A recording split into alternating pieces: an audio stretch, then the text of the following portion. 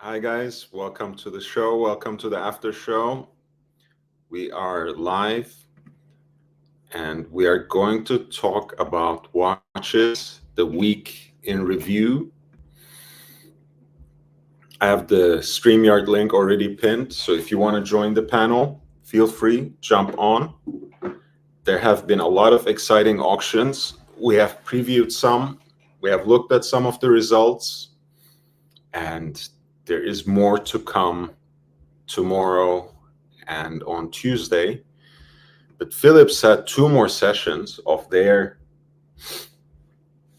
auctions in Geneva after the Royal Oak at 50, which was a special occasion to celebrate the 50th anniversary of the model.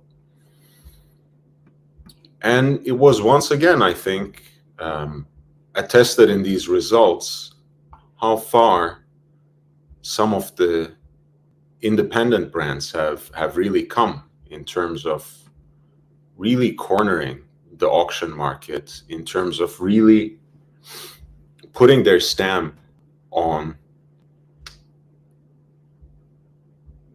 some of the most exciting developments and some of the most exciting horological and financial developments really on watches in the world of watches. For example, Lot 104, which was Chronomètre Bleu. And this watch, as you know, as beautiful and as innovative as it is on its own, with its use of tantalum as a metal, the beautiful rose gold movement, very handsomely decorated and hand finished in certain parts.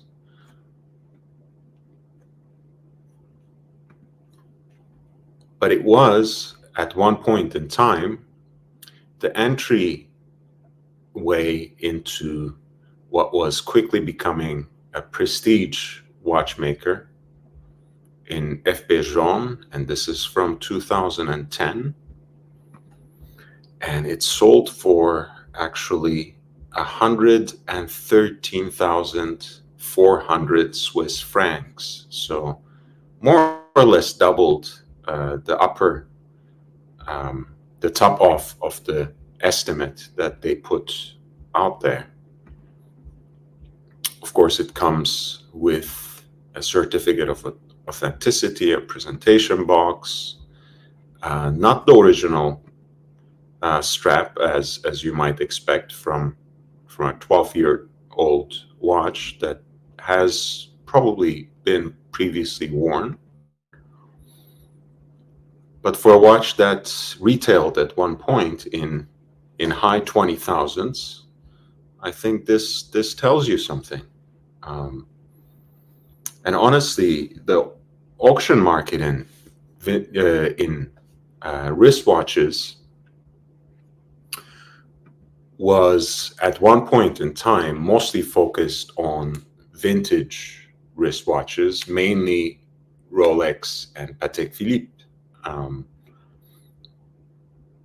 But I think after the first decade of the 21st century, there were some inconsistencies, some tricks played on trusting customers by certain dealers and even by certain auction houses that made the buyer lose trust in vintage watches, right? You know, the kind of refinishing that was going on, that was so immaculate and so artfully done that it could fool even some of the assessors for auction houses.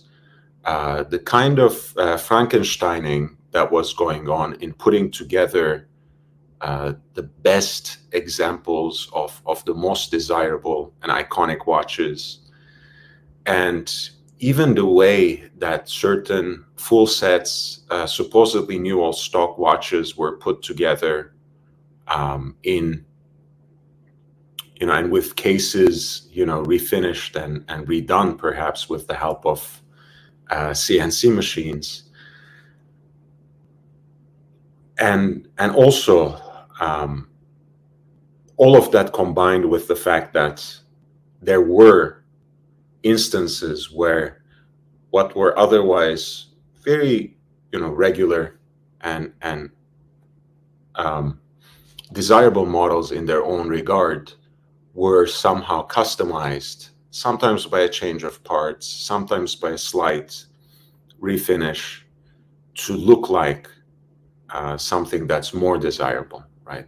Putting exotic dials in Daytonas where they don't belong, to make them look like a Paul Newman, for example, right? And to an unsuspecting buyer, of course, or to a trusting buyer, they wouldn't even think to double check if it's coming from someone they know, they trust, and they value as a vintage dealer. All of these things made the buyer lose trust in vintage watches altogether in certain cases, and people have started putting their money on independents, whether buying directly from the maker, from the manufacturer, or buying some of the more rare examples through auction houses. I want to welcome people to the chat. Mr. Skydweller, welcome. You pulled out your chair again. Put it down. Take a seat. Make yourself comfortable. We're here. Angelic Slayer, hey, welcome here. I'm sure I can help. I'm trying to be as soothing and calming as possible. DP says, truly, that's the case. Really, it's good. Aussie Expat says, what? Where can I read this? I can share some articles with you, Aussie, and maybe one day we'll do a show together on this where we kind of unfold the different moving pieces and explain it. That could be an interesting live stream. Angelic Slayer is trying his best to stay sane. Christian Frech, hey man, nice to welcome you back to the channel. Corrado Galizia, all the familiar faces. It's beautiful to see you all. So yes, people have the auction market, at least some of the most high rolling collectors have moved away over time from most vintage watches, and they have started investing mostly in independent brands, and brands such as FP Journe, Philippe Dufour, and similar have really, Roger Dupuis and others have really shone through. And now in 2022, they're really reaping the rewards. Right here, for example, you see the FP Journe Elegant, which is, of course, FP Journe's take on the quartz. Quite grimy there, the rubber strap. I'm kind of embarrassed on behalf of the auction house, on behalf of Philips. I apologize to you all. They should have really cleaned that up before presenting it in their photographs. But yeah, what was estimated to go as high as $30,000 went this time for 30,000 Swiss francs, went for 56,700 Swiss francs ultimately. There we go. The FP Journe Elegant, which is their take on the quartz electromechanical Titanite tortue shaped wristwatch with small seconds guarantee and the presentation box. A nice little table clock there, again branded FP Journe. an alarm clock, as it turns out, with its nice own stand. And that went for almost 12,000 Swiss francs. Of course, you shall be adding to that all the taxes and fees, as well as the buyer's premium. So we're talking about, in fact, even larger sums of money. Feel free to direct my attention, by the way, on any particular watch that you can see. I can always scroll back and pull up the watch that you want to see. Please do, Aussie Expat says, for the scam stories. I will. John Mayer himself was personally affected by one of these alleged scams. So it could be an interesting episode to do now, since John Mayer by now has become the stuff of legend, basically, in the horological world. So it could be interesting to delve into his origin story, so to speak. That's a little bit of a different narrative than the talking watches, which are very informative and present, of course, a very impressive collection indeed. Angelic Slayer says Arch was wearing it. Sorry. What was he wearing? Say it again, Angelic Slayer. I must have missed it. But you see, the Bethune, of course, is one of the independents that grew in that period. MB&F, Christian Klings, and you see all these watches, of course, selling for very handsome sums, well above 2 times, 3 times, 4 times as much as the highest amount estimated for them. This is a beautiful chronograph by Vacheron Constantin, manually wound.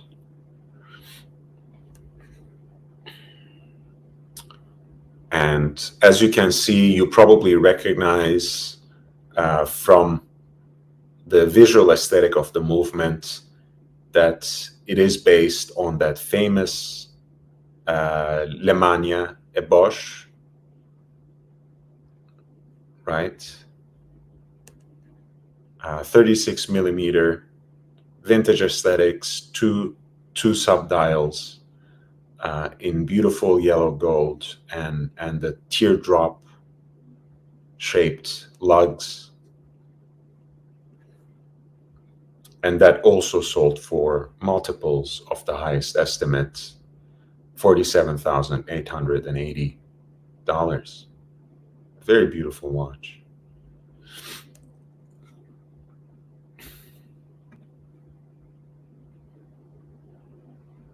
George Varghese, hey.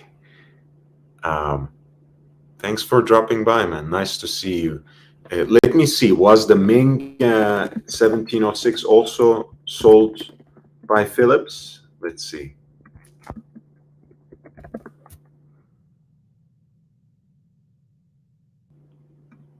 Let me see. I'll keep scrolling down, or just let me search. Ming. Yes. Jeez. Okay. Let's take a look at that. Thanks for giving me the heads up, George. This is. I have to start with what I like, because I don't want to be too negative on this particular stream. I think this is a beautiful shade of dusty rose, so to speak. Nice, light, powdery pink on the outside, and quite an interesting decoration on the inside. But yeah, for something like this to actually sell for more than 3 times, almost 4 times as much as the highest estimate at 15,120 Swiss francs. It's quite something. But once again, Ming is an independent as well, right? Not in the same way, of course, as FB Journe or De Bethune or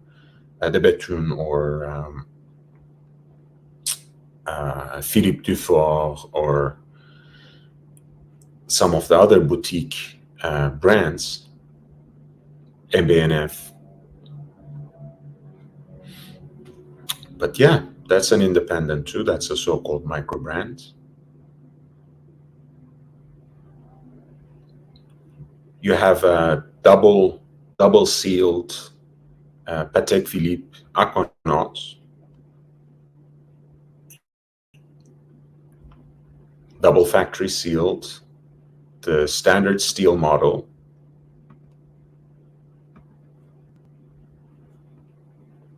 And from 2017, and that's sold for 107,100 Swiss francs. Incredible. Incredible.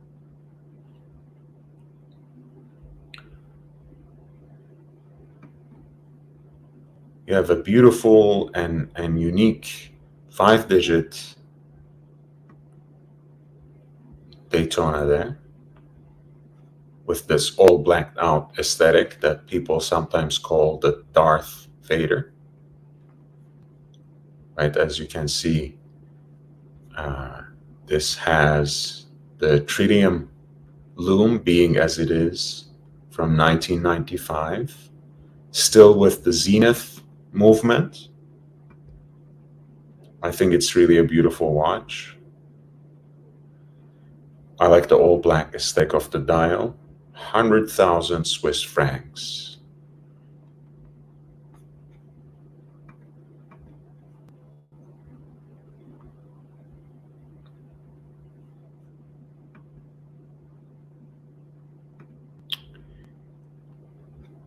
You have an Alaska project.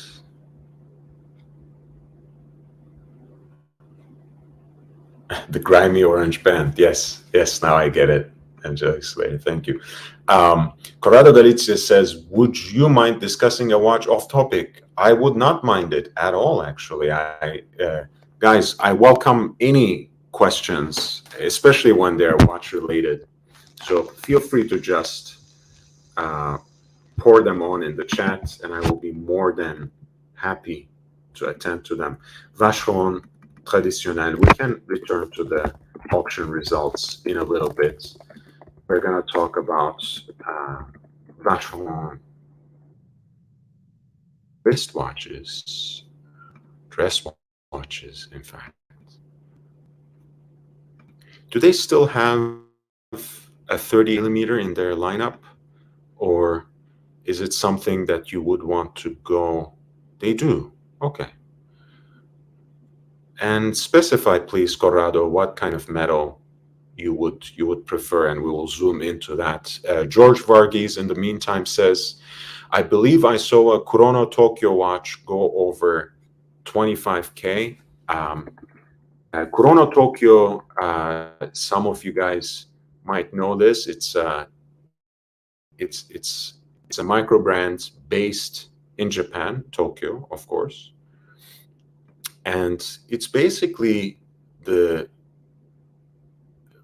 pet project of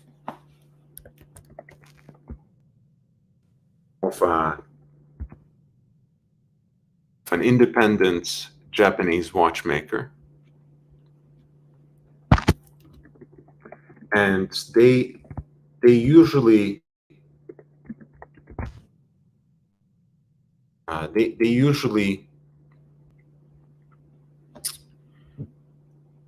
use Miyota movements, but are designed by Hajime Asaoka. This is the Japanese maker who started the brand. So the idea is to provide some some more accessible watches designed by this already esteemed independent Japanese maker who I think by now only works on special orders and special commissions. And yes, the pink gold is available. It's a boutique exclusive, as you said,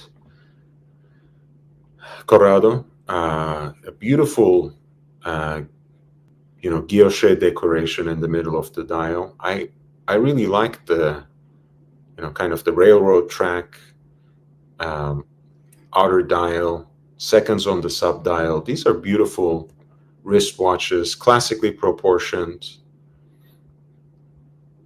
Less than 8 millimeters thick, as you can see, hand wound, 38 millimeters. So more or less classical proportions, but perhaps enlarged just a tiny bit to fit the times. And of course, have a beautiful movement in them.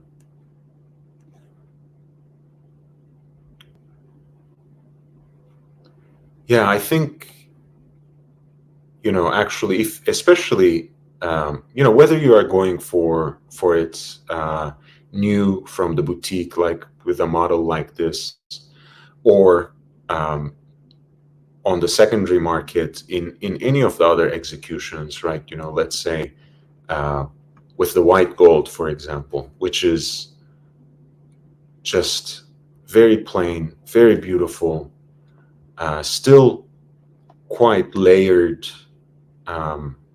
and variegated as a design, but just beautiful in its simplicity, I think. You can find some great deals on these in the secondary market, I'm almost sure. So let's check it out, actually. Let's say Vacheron Constantin traditionnel.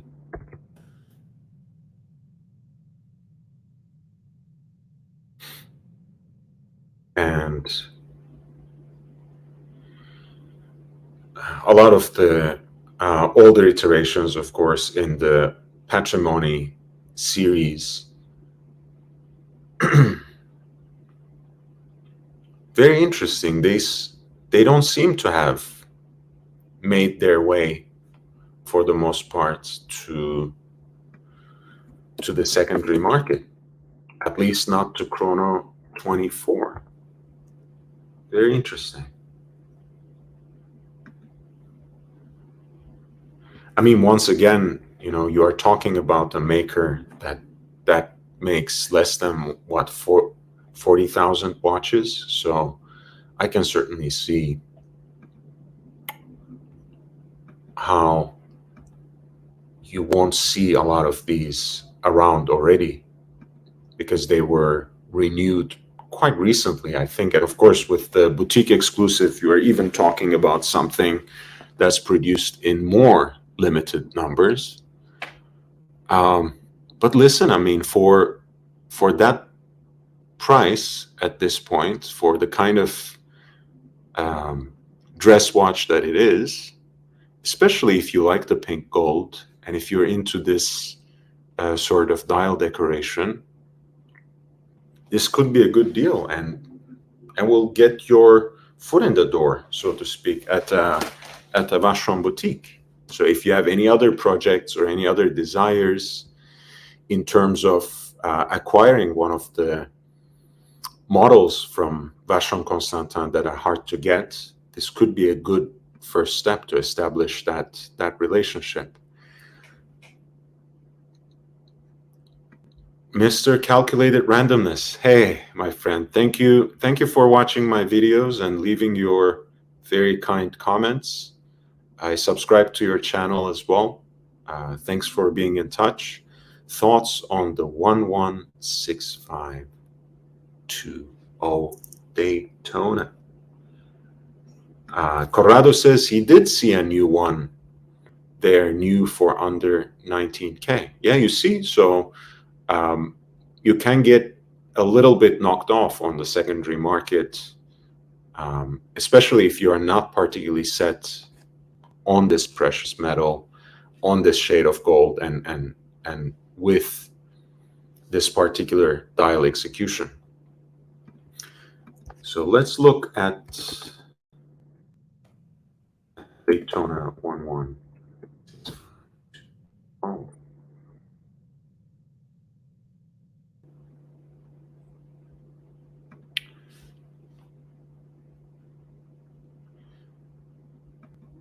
For me, I think, having watched some of my videos calculated, I think you already know that I'm a vintage guy, that I'm a pre-ceramic guy. So when it comes to Daytona as well, I still prefer the pre-ceramic. We were just looking at a more rare example, of course, that went up for sale, the so-called Darth Vader that still had the zenith movement.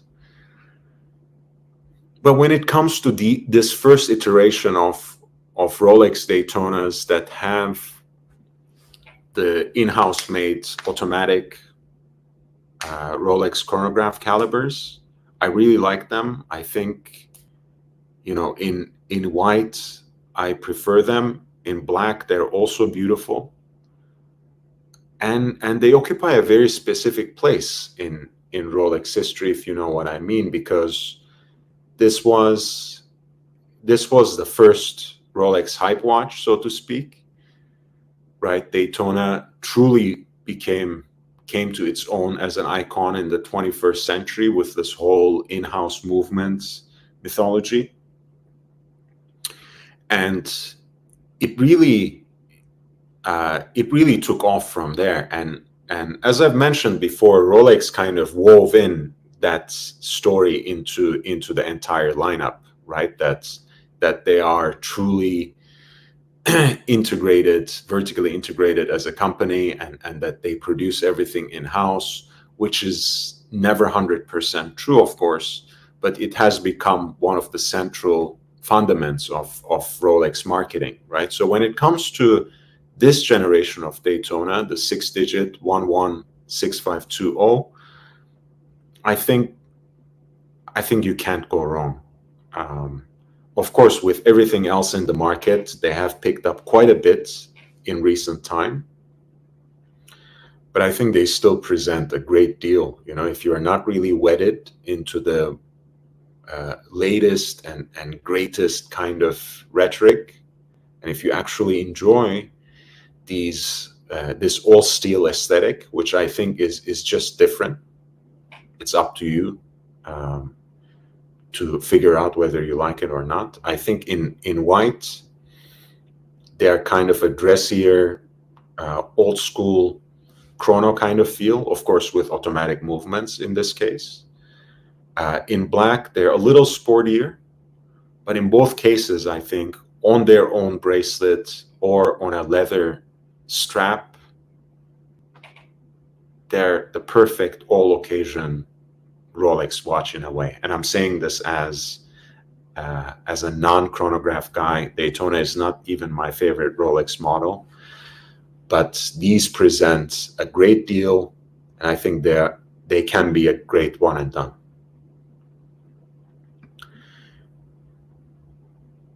Hello Sunshine, you have a nice voice for this. Enjoyed your poem a few days ago.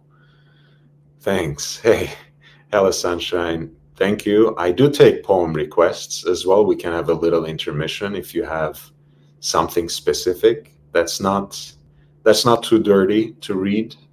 I don't have my bedroom voice on yet, but yes, I take those requests as well. George says, my Patek Philippe AD had a 6119R for me. And yeah, so calculated. I hope you like that as an assessment. If you have any further questions, I will be more than happy to try to address them as well. 6119R is, of course, Patek's most recent iteration of manual Calatrava with that hobnail decoration on the bezel, Clou de Paris, as they call it. It's a gorgeous piece. Let me read through. I already have a 5227G. Nice. That's a beautiful Calatrava as well.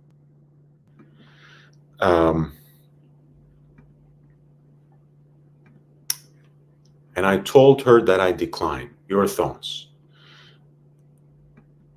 Look, here's my thoughts. 5227G. I like it. It's 5227G is basically center seconds, white gold, black dial, with an automatic movement. I'm not an old Patek all the way guy like the Pontiff is. So for me, if you have one Calatrava, you can be done. Whether it's automatic or manual, I don't care so much about the distinction. I actually love Archie's 5127G, which is the automatic Calatrava with the crown guards, which I find to be my favorite sportier Patek, without dipping your toes into that Aquanaut Nautilus realm. And yeah, so I actually I agree with your decision, George. I think you made the right decision. I love the pink gold on this particular model. I love the idea of a manual hand-wound dress watch. On the other hand, you don't really need 2, 3 more Calatravas. You have one. That's a beautiful piece. Keep it, cherish it. I love the idea of a dress watch in white gold, in a white metal. So subtle, so classy. Hey, it's beautiful. Guys, by the way, again, the link is there. The link is pinned, and I'm gonna see now. Send it out now. Feel free to jump on. Calculated says, couldn't agree more with the assessment of the 6-digit Daytona. I was very fortunate to have acquired a 2015 116520 with box and papers. Couldn't be happier. Calculated, heirloom piece. Forget about the market. Forget about what everyone else is talking about. Wear it, enjoy it, keep everything that came with it. And that's your heirloom piece right there. It will be great. Great choice. Eddie Fu, Eddie, thank you so much. And thanks for reminding everyone to upvote. Guys, if you have been enjoying the content, please upvote. Every vote counts. Hit that like button. If you haven't subscribed yet, please subscribe. Share the link on other platforms.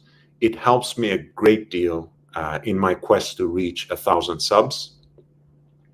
And that's my first goal on YouTube. It will help me to monetize the channel and provide you with more content, more original content, different kinds of content, shorter videos, 30 to an hour long interviews, more live streams, narrative takes on recent trends on the watch market, historical takes on particular brands and models, of which I already have plenty in my archive.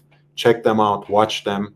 And if you want to contribute, if you want to encourage me to create more content like this and more diverse content, please consider making a PayPal donation at lordhellespontv@gmail.com. lordhellespontv@gmail.com. I also have a Cash App, which is $LHVVV, $LHVVV. Corrado Galizia says, wow, George, that's a very similar style to the Vacheron for what looks like similar money. Calculated says, much appreciated. Corrado Galizia says, sorry, I see now the first one came up when I Googled was a different model.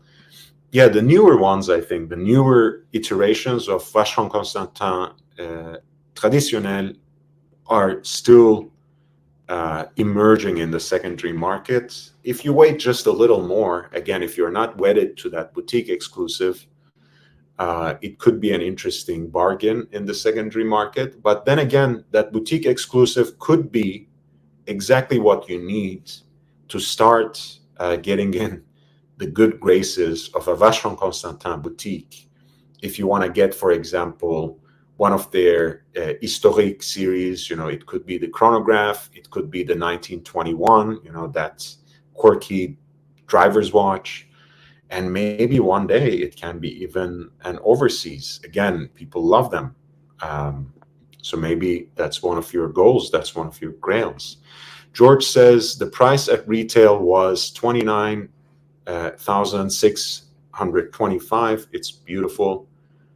And Corrado Galizia agrees. It really is, George.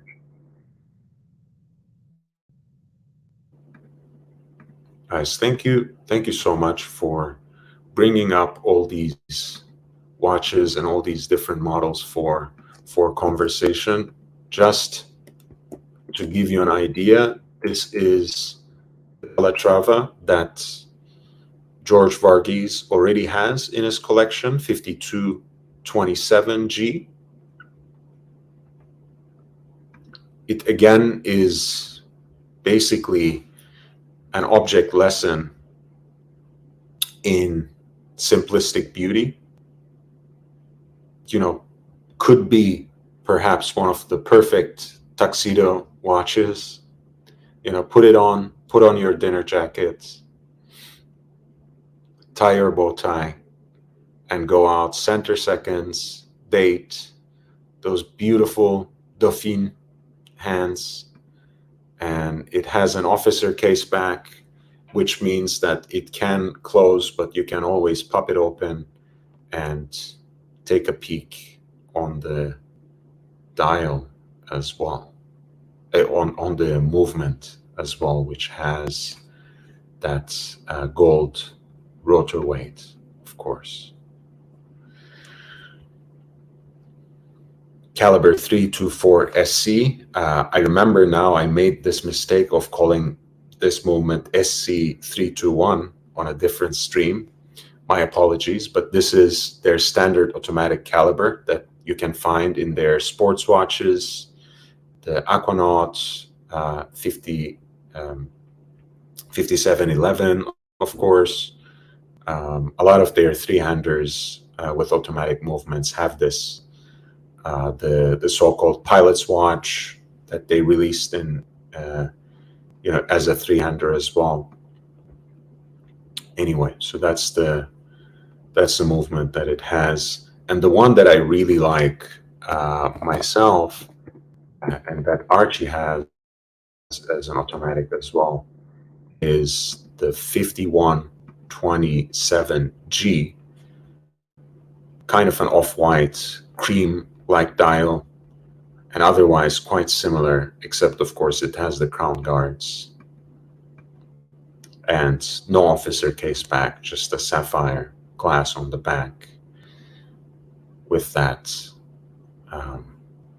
In this case, of course, it has the older Geneva seal movement because this is an older watch. I think it should be from 2011 in this case, yeah.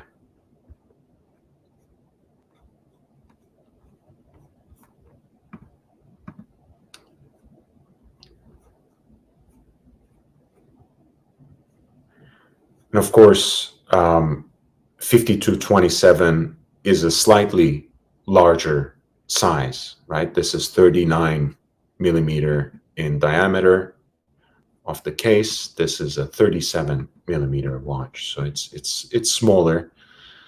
Maybe you don't mind, maybe that's exactly your preference, so do keep your eye on it. Hella Sunshine, where is your accent from? I can't tell.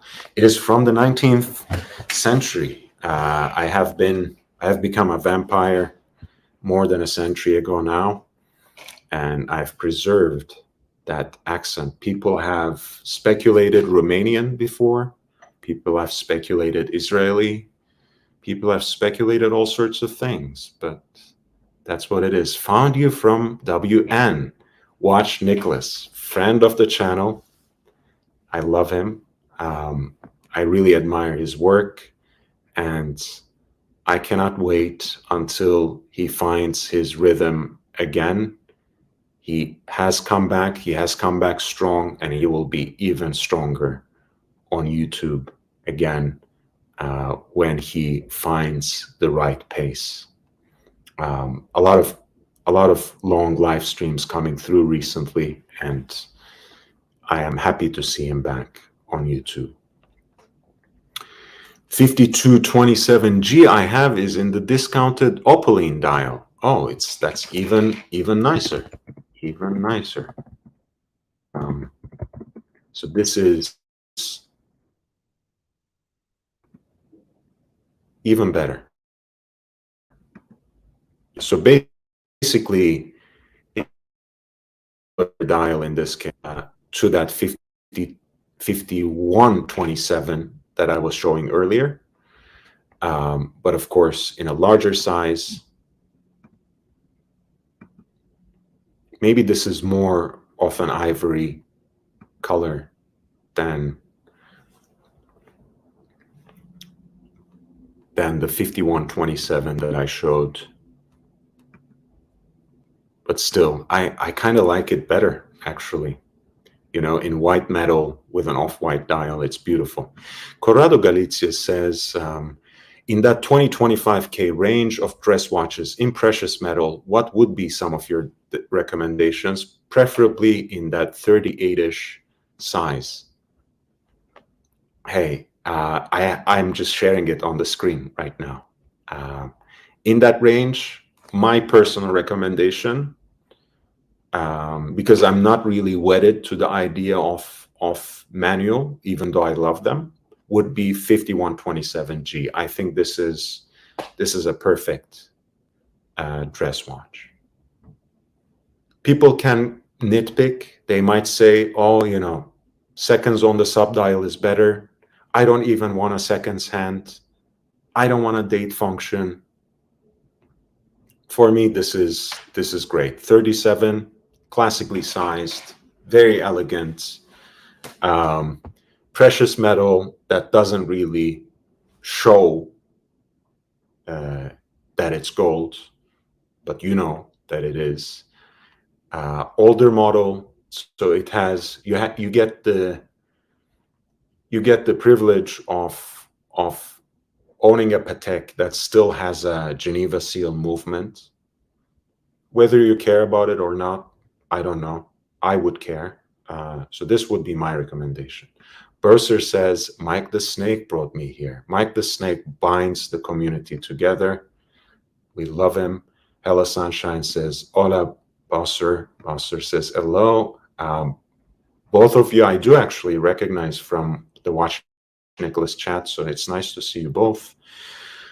Corrado Galizia, you can get a really nice Lange 1815 for about 20K, or Saxonia for about 15. Yes, Saxonia is a great alternative, actually, because again, if you like thin dress watches,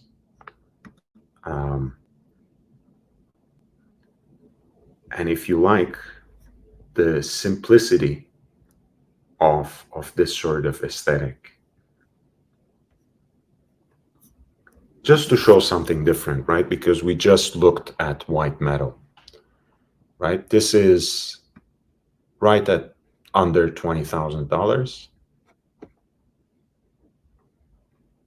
The dial is made from solid silver, solid gold applique indices, seconds on the subdial, those characteristic alpha hands of Lange Söhne, again with that lovely counterweight, again very, very usual from Lange Söhne. And one of the beautiful things, and I'm sure George Varghese from the chat can attest to this, of Lange is often the beautiful simplicity of the dial and the kind of, you know, hand finishing and craft you see on the reverse side, on the flip side, right? That watch, for example, has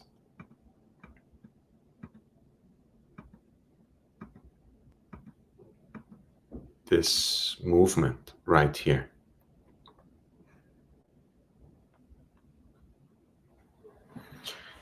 You have the swan neck regulator, right? The 3/4 plate that is characteristic of old school Saxonian watchmaking.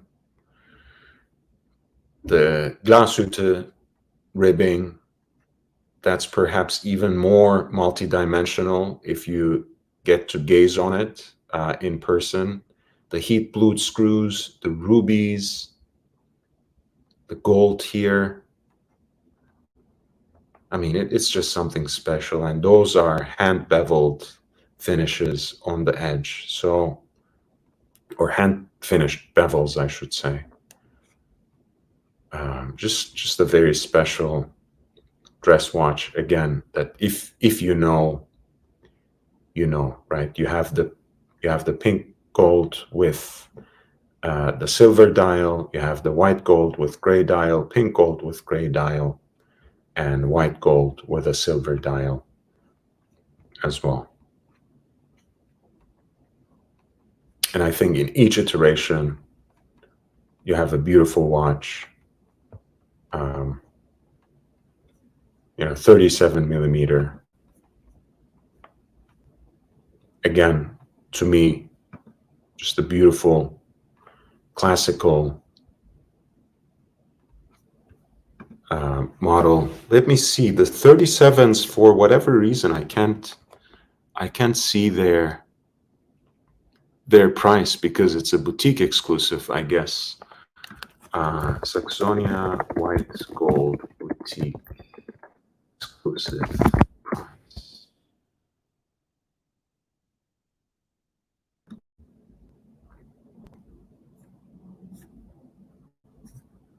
Yeah, Monochrome watches very helpfully has an article about these that we just examined.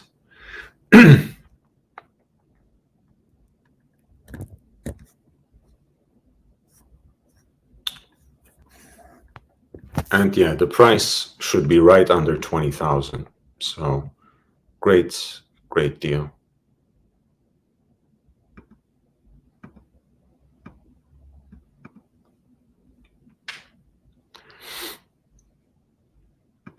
Mike is a ride or die kind of star. Yeah, he's absolutely amazing. Corrado Galizia says, I was on their site as well today. I'll take another look, George. Thank you. This is about Lange. No, they have them in Saxonia. They have 35 and 37, and 37 is not much smaller. George says, what brands do you see up and coming, meaning watch brands that are becoming more popular and that were oftentimes overlooked?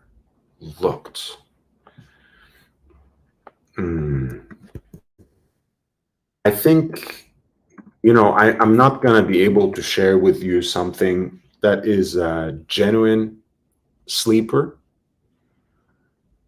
but I have two brands in mind, and we can pull up some watches from them as well. Two brands in mind that are really going to break a ceiling over the next year or two. One is Patek.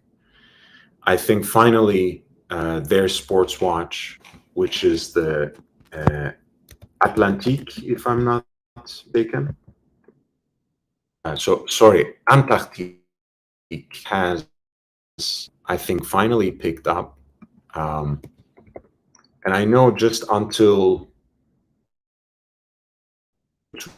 2 ago, you could still reserve the make of your up to the date, right? They had a whole reservation system on their website that allowed you to choose basically the birthday of your watch, right? And you had to go, of course, when I was checking it at the time, you had to go all the way into November of next year. But in this case, they have closed it because the demand is now outsized for this particular watch. But they have many other watches in their range. Faubourg de Cracovie is their automatic, I should say, chronograph. Quai de Berg is their manual wind chronograph. I think those really provide very interesting options.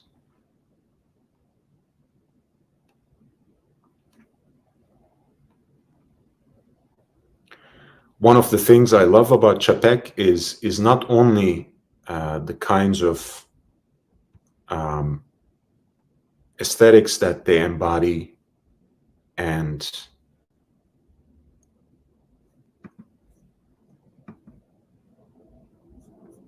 the decoration they have on the dials and the movements, which embody a very unique aesthetic that's truly theirs, but also the kind of transparency they have in terms of their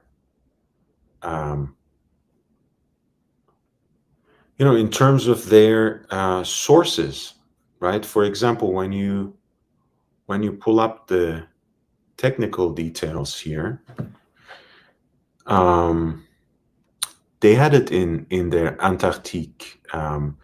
They were specifying where each piece of the watch came from, because as much as they try to produce a lot of their parts in-house,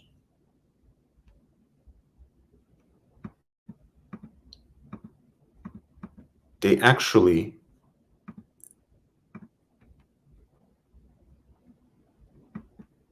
have to still source a lot of the other parts, from the bracelet to the dial, from different Swiss makers. I mean, look here, for example, right?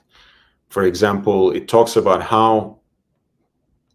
who designed this model, right? So every single person who has taken part in the conception and design of this model is mentioned there, from Daniel Martinez to all the way up to the current CVO, Xavier de Roquemorel. And then it talks about all the different companies that have provided the components and took part in manufacturing the movement, which is in this latest generation actually in-house, but of course the components come from somewhere, right? And then every other company that has contributed something, it could be the dial from Metallem, it could be the leather strap from Jean Rousseau, or it could be something else, like, as much as even a crown, from any of these particular companies. So I really appreciate that level of transparency that they have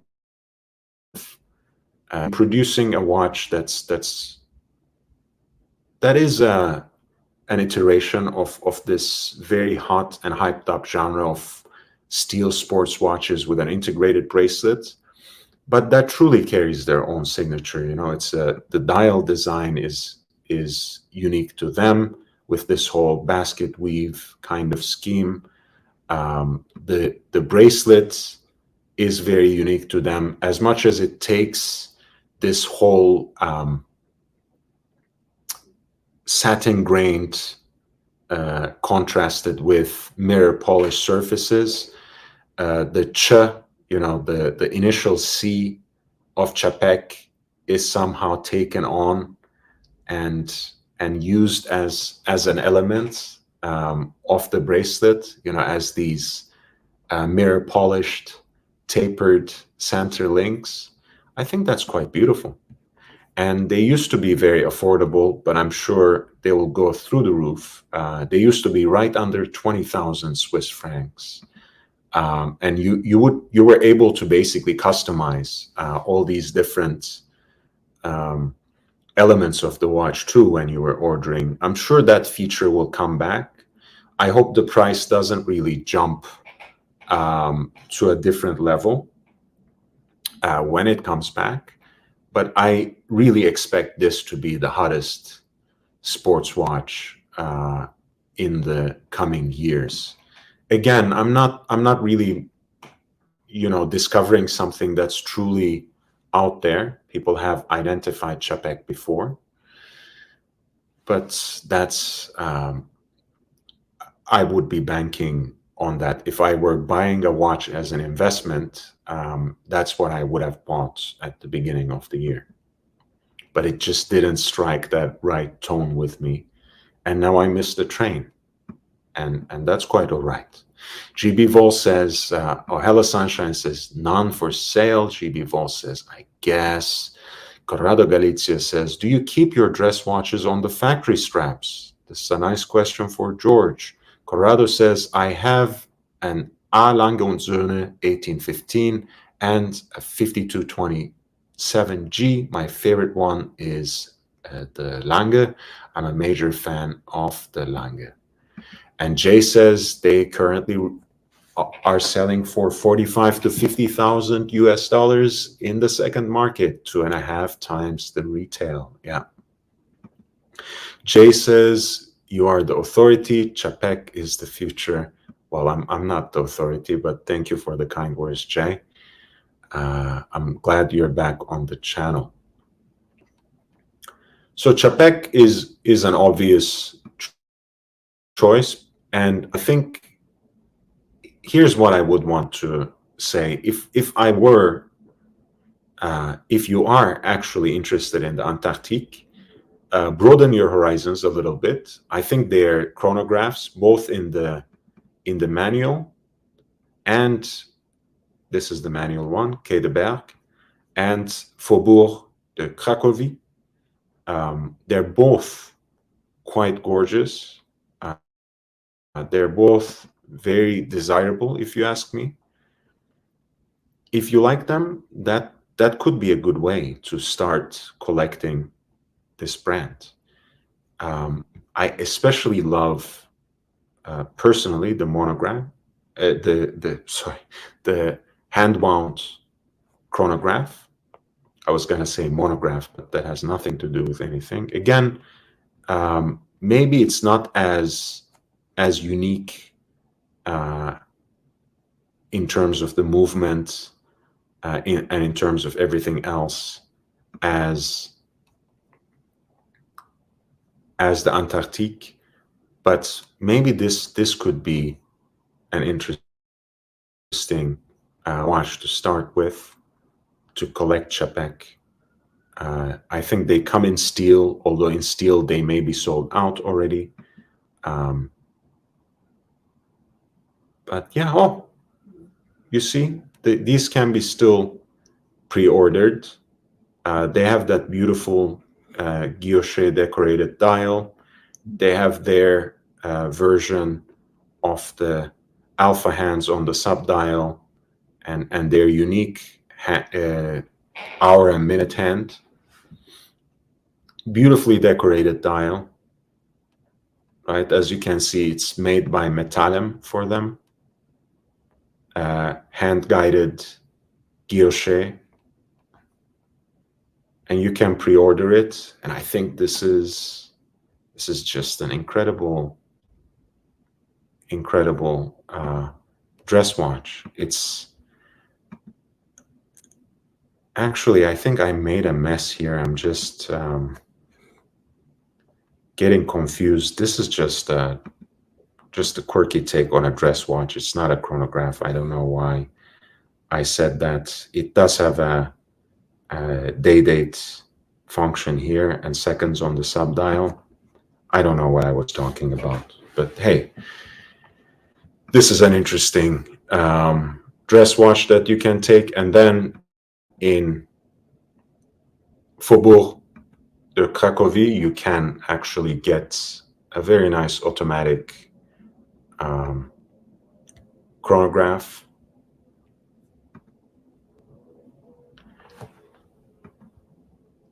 Around 30,000. Beautiful blue dial, California. Right, Romans here, Arabics here. This could be an interesting option. I'm sure some are already sold out, but I'm sure you can get some of the others. And I think they have at least a few authorized dealers in the US too. So you might want to call them. Cellini in New York is a dealer for them. Topper in Burlingame is another one. There's Osta in Denver.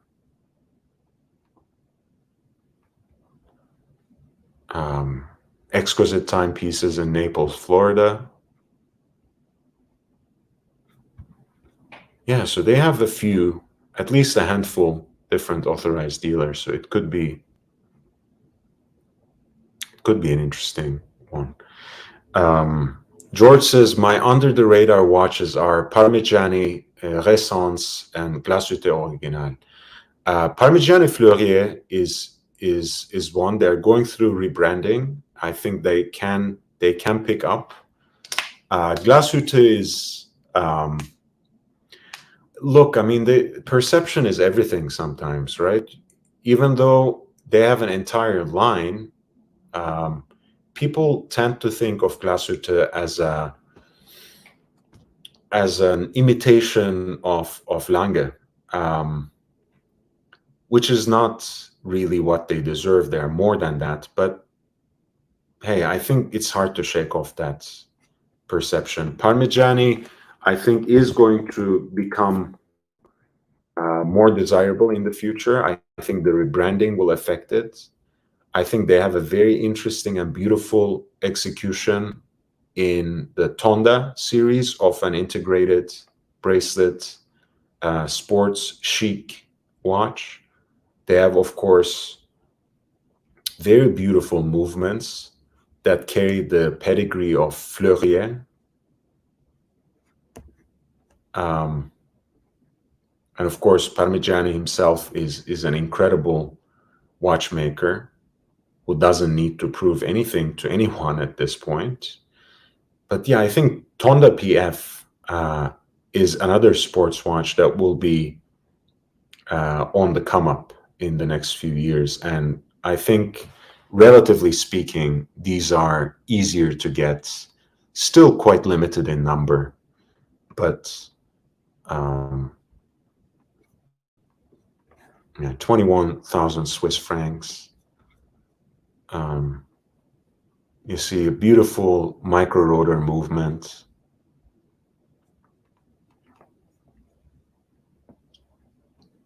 The ribbing, again, looks fantastic. The bevels are probably machine done, but still provide a very nice visual contrast. The perlage or engine turning on the base. And again, I think one of the more beautiful executions of the integrated steel bracelet. I kind of love the coin edge bezel there. Kind of a sportier, edgier take on the fluted, so to speak. even though it's not the same at all, or not even exactly similar, but for some reason it reminds me of the engine turned bezels on the all steel date justs, right? The 4 digits. Yeah, this is a very cool watch, and I actually like the dials on these a little better than Chapek. And the fact that they reduced the logo to just PF on this generation, it's even better. I like it. AC Morgan, he says, check out Parmigiani Tonda GT. I have the silver dial and it has amazing quality. Chapek was under my radar 2 years ago. Sad to see they're now made of unobtainium. Yes, that is really a shame. Tonda GT, you said, AC Morgan, right? Yeah, that's a beautiful chronograph as well. I don't know which one you chose, AC. Of course, feel free to update us. Silver dial, you said. Hopefully, I will choose the right one. It's a nice execution of the Panda. Beautiful bracelet, again, right under 20,000 Swiss francs.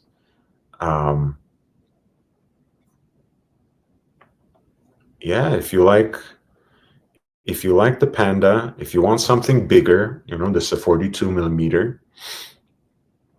If you like the Daytonas on Oyster Flex, this could be something that would serve as a very handy alternative. And you know what the cool thing about these is for me, AC?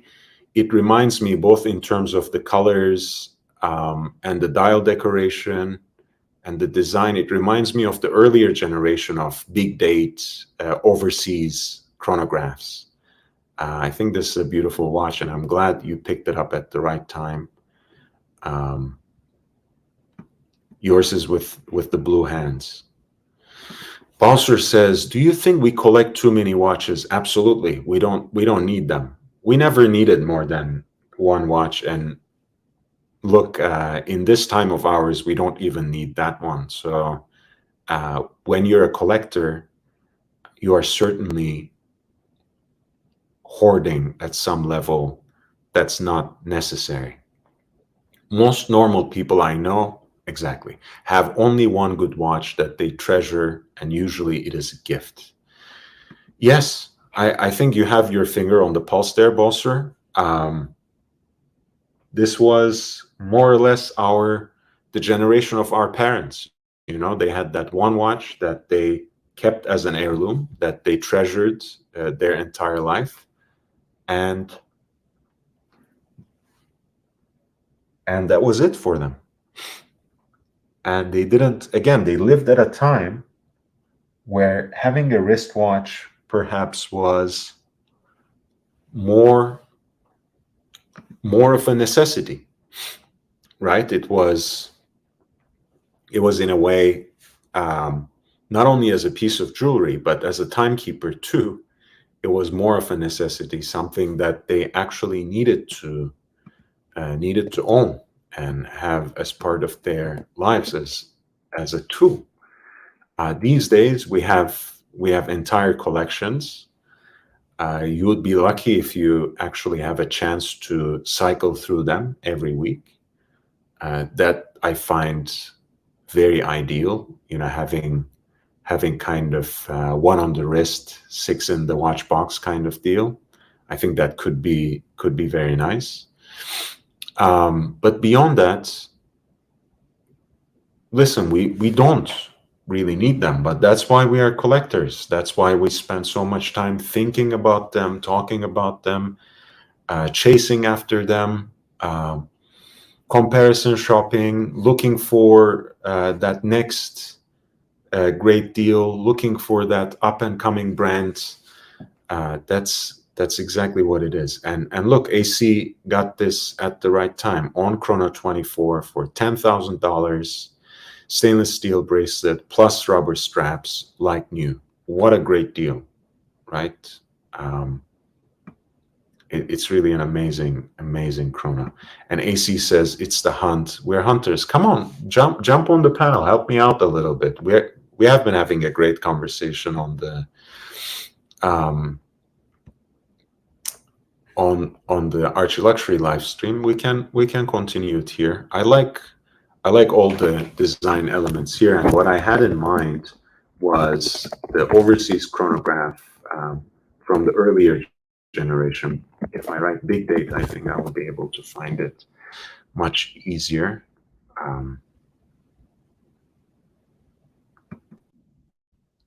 This is it, I think.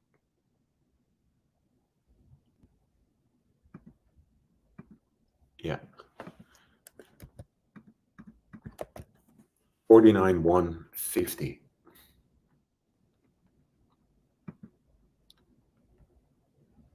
Of course, it doesn't have an exhibition case back. This particular generation has a big date complication, two window kind of deal, two aperture. The three, one of the things that I really love about this is the fact that all the three subdials are in a different size, right? From smaller to the larger.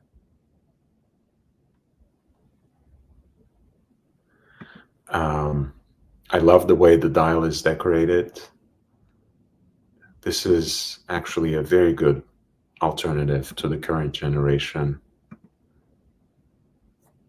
And these used to be really half this price just a few years ago. But hey, in the current market, they still present a relative deal compared to the latest generation of chronographs. I think they have their own character.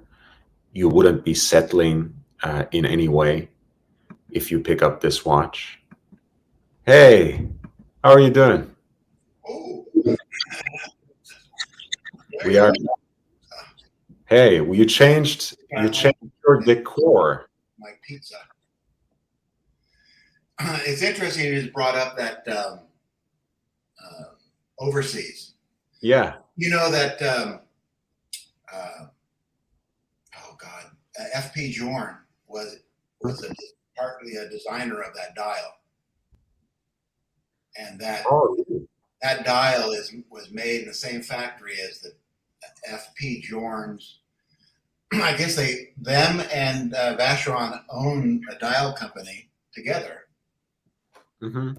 So that larger, is that a minute register, was F.P. Journe's idea supposedly.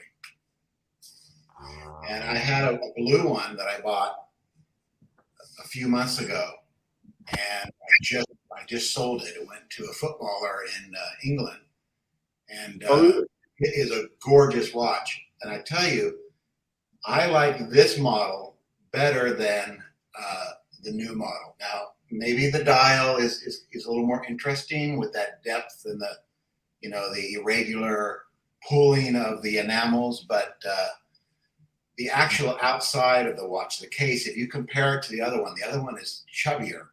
Not that chubby's bad, but where it meets the band, it's much. Maybe it's because of the way they had it, quick release and all that. It doesn't have that segmented secondary downturned lug or whatever you want to call it. The new ones don't have that.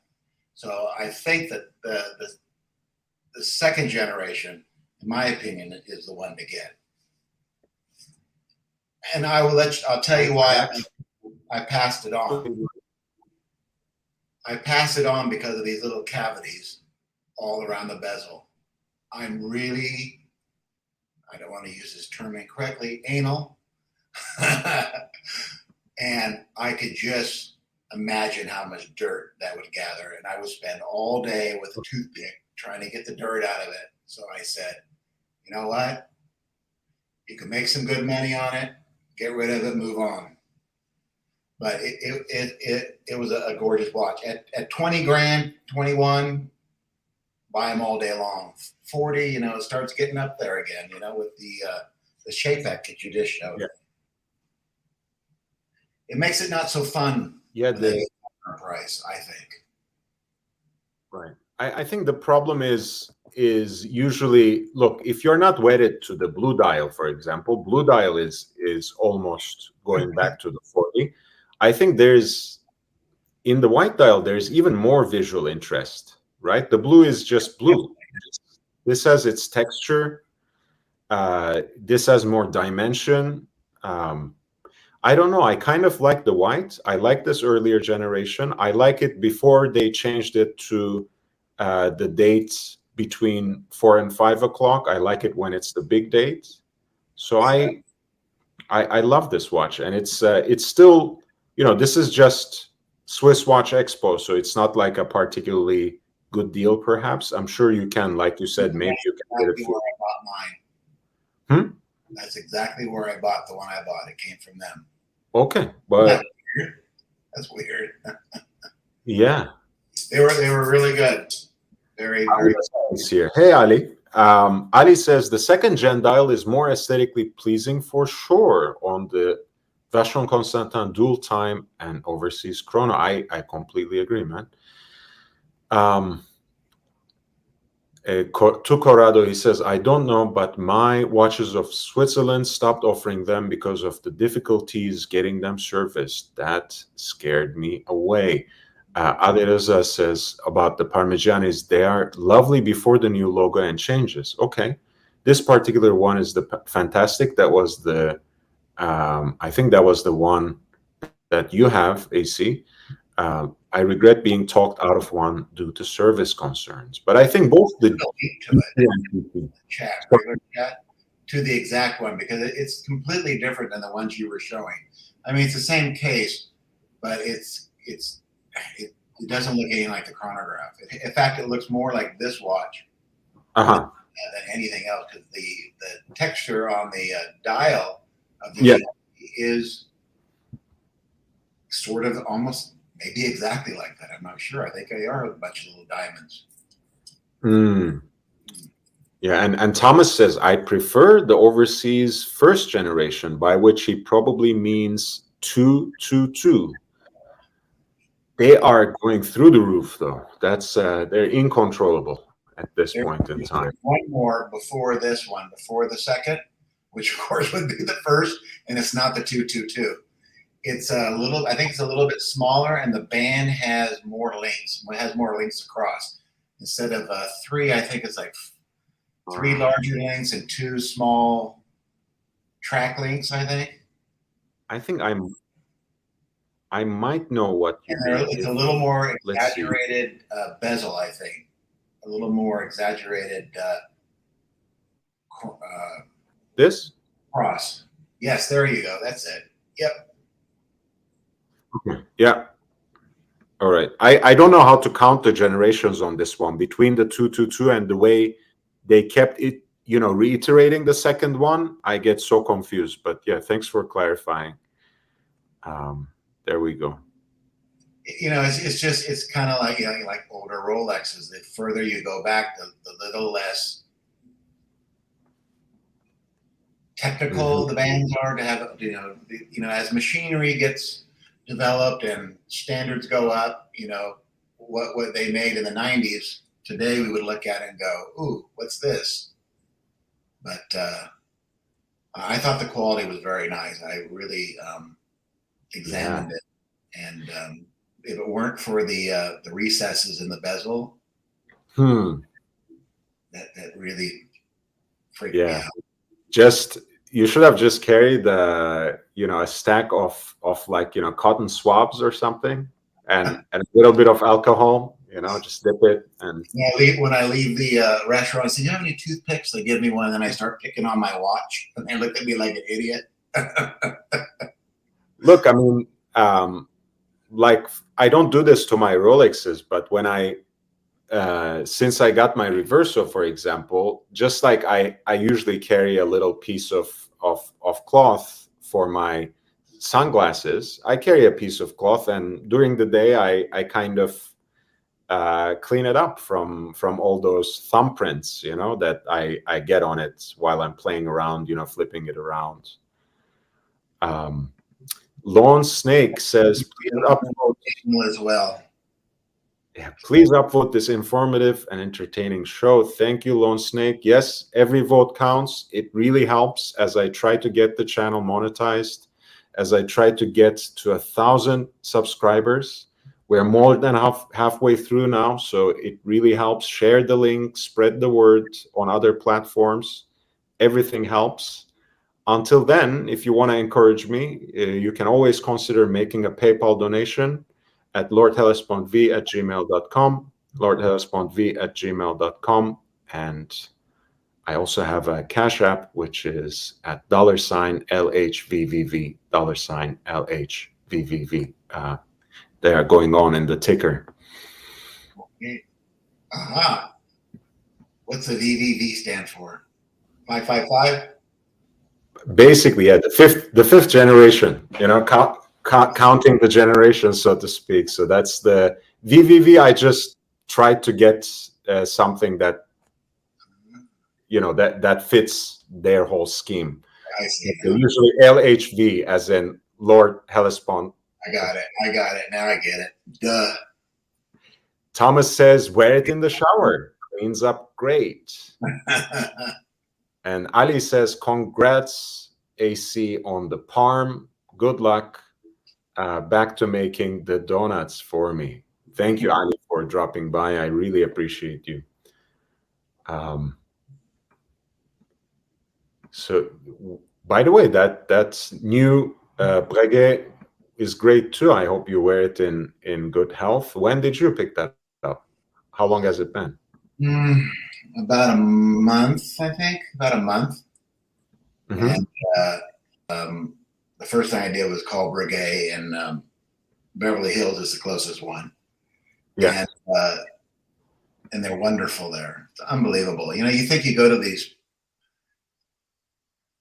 boutiques and they're going to be all snob, especially on Beverly Hill and Rodeo Drive. And it's absolutely the opposite. I've never had such good service. It's not like I'm some whale except for in size. I mean, I don't spend a lot of money with them or anything. They're just very nice. Just for ordering a watch band, they act like, you're the only customer. So I just wanted to give that plug for Breguet and Beverly Hills. But so the first thing I did was order a deployant, because I think you were there when I was talking about how I do not like regular buckles.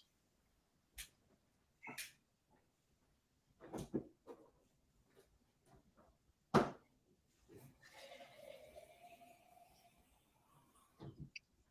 think I hear pee. What happened? So you ordered the deployant? Did I just hear some tinkle in the toilet? No. No. This is what I got. Oh God. I hope that's water. You don't have, boy, that's dedication. Anyway, so yeah, I ordered a deployant, and until I get it, I'm not going to wear it. So, and I also ordered some new bands, because I have to have a long, and they're all regular. Just a little, just almost to regular, but they're still a little tight on me. So, I don't know. By the way, I also had even though I didn't even buy bands from them, I also had a great experience at the Breguet boutique.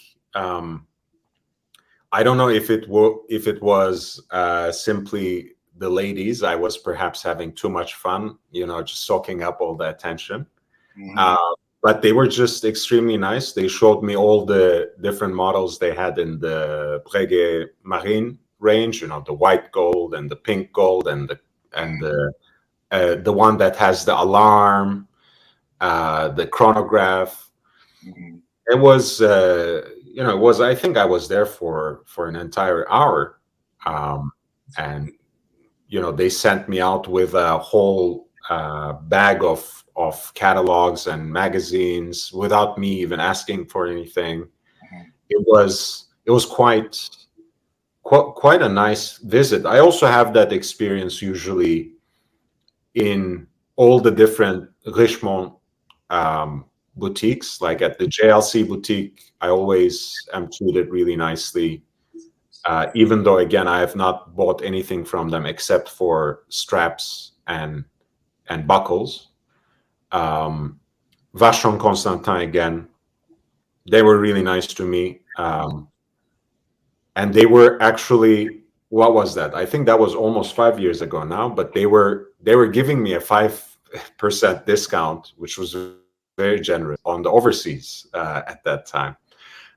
Which I gleefully turned down because I really don't really like the latest generation. I know it's very hot for many and a grail for many, but it just didn't hit the right spot for me. And when I was last in London, I went to the Lange boutique there, and they were also really nice. Now I don't know if it's the training, if it's something else, because there are a lot of other things that Richemont gets wrong when it comes to those brands. But do you think that there just aren't many people going into the boutiques, and when they see a person, it's like, oh, thank God, it's a person? Maybe that's it, because, like, with Breguet especially, I don't know. I did get the feeling that perhaps they don't interface that much with people, customers who know about their watches, like who come with a specific agenda, like you looking for a new strap for your watch, or me, okay, tell me everything that you can about the Marine line. I especially like the white gold on rubber, but just tell me all about it. So like you said, maybe they like that that occasion, where they could cares about something that is their job. So, but it's nice, nevertheless. Especially now when I think you go to fast food or wherever. It's not the same society out there. People seem to be, I don't know, not happy and rude, not polite, and like they don't want to work. So it's nice to see people being solicitous, Yeah, I think it's on both ends. There's the problem, right? I think people in retail increasingly are suffering from attrition, from fatigue, from lack of training and attention, from lack of any real mobility within that chain. And people who shop retail, I think, are increasingly impatient, rude, entitled. So it just doesn't add up to be a good experience, because by the time they face a customer like you who is actually kind, who has social graces, they might be already done for the day, right? I worked in retail. I dealt with the public, and I know how horrible the public can be. So that's why I kind of expect it, and then when you get it and something other than that, it's a nice surprise. So yeah. I think it really matters now. That's one of the ways that some of the more elite brands can really make a difference. Sometimes they don't realize it, because I guess they take it for granted that people would step into their majestic stores. And Rodeo Drive, some of the boutiques are architectural marvels, right? It's amazing, actually. Like the Hermes boutique there is incredible. You have to be led by a security guard in all of them. So it's not that you can't even just walk into them. Not anymore, right? Or no.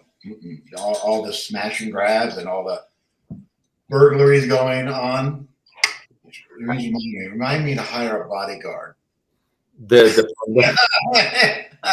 I will. Archie. I'll serve as one. I'll serve as one. While you live in LA, where do you live? Downtown LA. Oh my God, I didn't know that. Yeah. Wow. Yeah. See, I don't know shit. yeah, and the only easy way to get in is at Hermes. I actually have a sales associate, so I just text her in advance to see if she can, set aside an hour for me, and then you get through the back door, literally, no pun intended. Who's back door? And then then it's like the older experience. But yeah, the pandemic really served as an occasion for them to also regulate and vet out a lot of their different processes. So it's kind of taking away from I think some of the charm of the retail experience, where you could just step in and soak everything in and take your time and enjoy things at your own pace. I got to think about that. I never have. I think you're right. I think that whole thing of unlocking, I think it sets a precedent, like kind of like, yeah, it's a kind of a mood killer. Because you focus in on the security aspect, and then you feel maybe a little unsafe, right? And so those things are working. And you feel pressured in a way, and I hate that. So I must buy something, or I must, get out of here really quickly if I don't, kind of feeling, I think. Yeah, and again, like I'm not a tire kicker, right? Usually when I do go into one of those boutiques, I have a very specific thing in mind, and if I find it, if you help me find it, the sales associate, I'll most certainly buy it. But yeah, there's a different kind of pressure that I don't necessarily enjoy, and I'm a creature of the big city for the most part. So I like just aimlessly wandering, on the streets, dropping into like a small boutique that doesn't have to be a name brand. That's why I love Paris, for example, even though I have a hard time dealing with its people in general. But hey, it's a beautiful city to just walk around and chance upon something. And they do pressure you a great deal when you are in a retail store, but you are kind of prepared for it. I wasn't prepared for this kind of transformation in the US, so to speak. It changed quite a bit in the last few years. A lot. Stephen Monash says, hey, Lord and AC Morgan, my God, heard what Higgins did to Tim. Yeah, that Higgins guy is a very strange character. I don't want to talk even about it. Who has time to do such nasty, vile things? Could not believe it. Yeah, Stephen Monash, you're right. I don't want to add to it, because he obsesses about me too. So the more I talk about him, the more he will try to come back and do something to me too. God forbid. I don't want to deal with the drama. What was that? No collateral damage. Yeah. And longer I used to strike out at people, right? I'm going to get them. I'm going to get you. Yeah. And I got them good, but then they got me back. And I was like, God damn it, I got to get you again. So, when I turned about 40, I said, live and let live. Move on, because it ain't worth it. Yeah. It's just too much trouble. We're just trying to produce, entertaining content. That's all. That's your puppy? Can we see? His name is Carter. Carter, like Jimmy Carter, my Mr. hero. President, I was gonna say. Yeah. Jimmy Carter is one of the greatest men in the world. Yeah. I like him as well. He's a great president, but he's a great person. So. Yeah, and look, he just, I think history didn't place him at a very generous juncture. Let's put, like, he just had a lot of bad luck.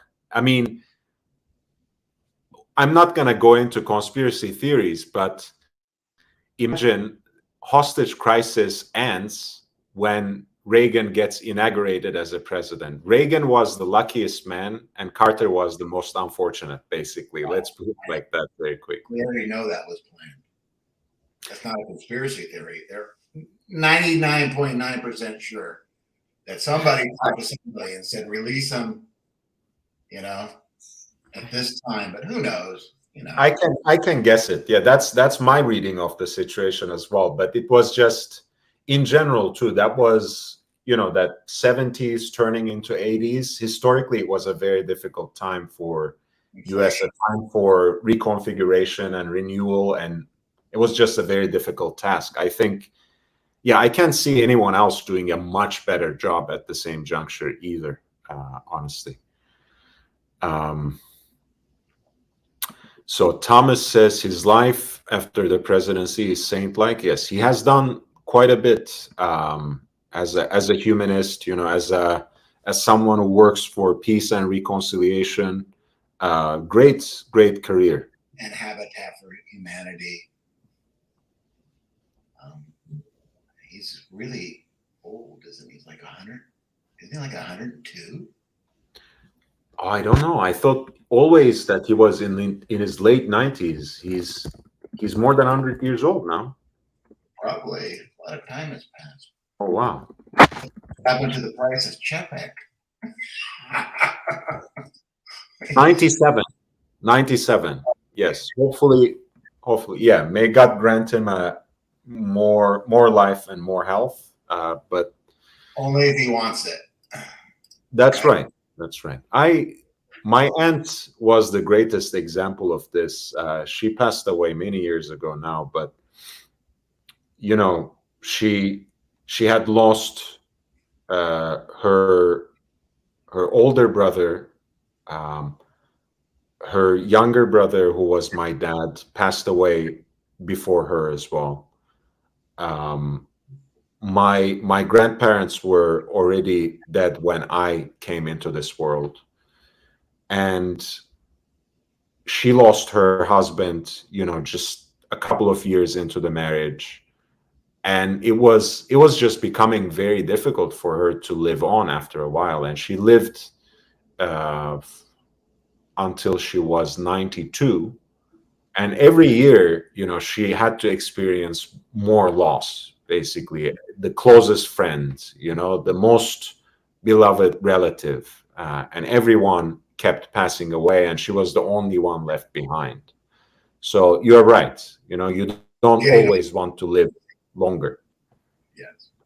I always tell people, may you live until you no longer wish to. Yeah, that's a very good way to put it. Again, guys, sorry for this morbid conversation, but death is part of life, and we have to. Hey, I have a heart attack. There's going to be a death. Oh, the ratings are going to go through the roof. Hey, you might be exactly the interlocutor I need for this show, because people keep telling me in the chat that, like, you're dry, you're not entertaining enough, and I need someone who can bring some comic relief. So you need to show a little more skin. Skin is in. There you go. Look at that. Another subscriber. You didn't know my project? I will. I was saying, when I get monetized, I will start doing bare-chested watch reviews as a new genre to rake in, Well, you gotta get Sir Drew Peacock. Right. Yes. But I mean, Drew is, call me. How you do? Call me. Call me. Drew is Tim's lead, though. So Tim's friend. So I wouldn't want to. I gotta give Tim a cut. Yeah. I'm kidding. Thomas says life, mortality, time. Yeah, I mean, I guess it makes sense to talk about mortality in a channel on watches. It only makes sense. Yeah, so we were kind of looking at the most recent results from the Philippe auction.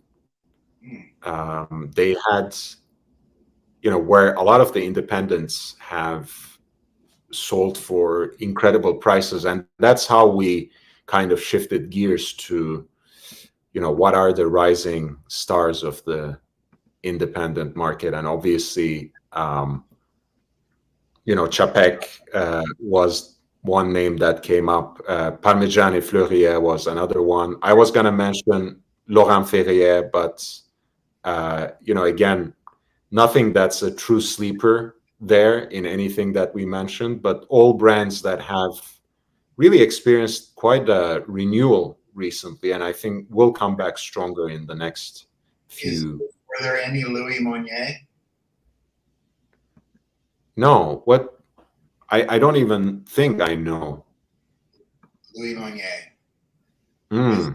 It's a very small independent brand. They make probably mostly watches for oligarchs.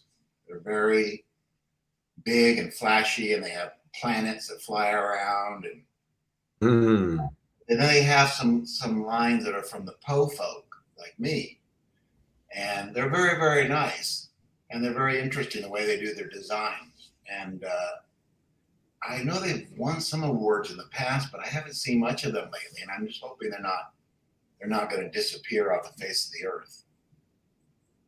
Even with a watch that's unserviceable. These watches? Yes. Ah. Those are like retail versions of, I'm searching for the word here, but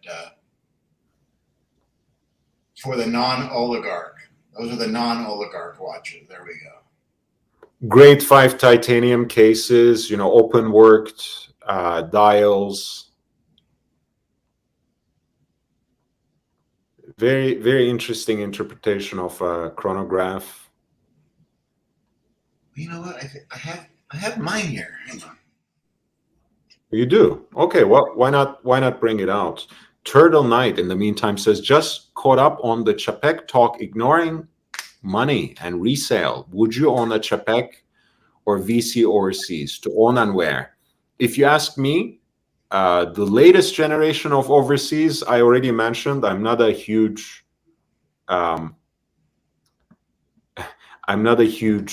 fan. So if you're talking about the recent generation, I would rather get the Chapek Antarctique rather than the overseas.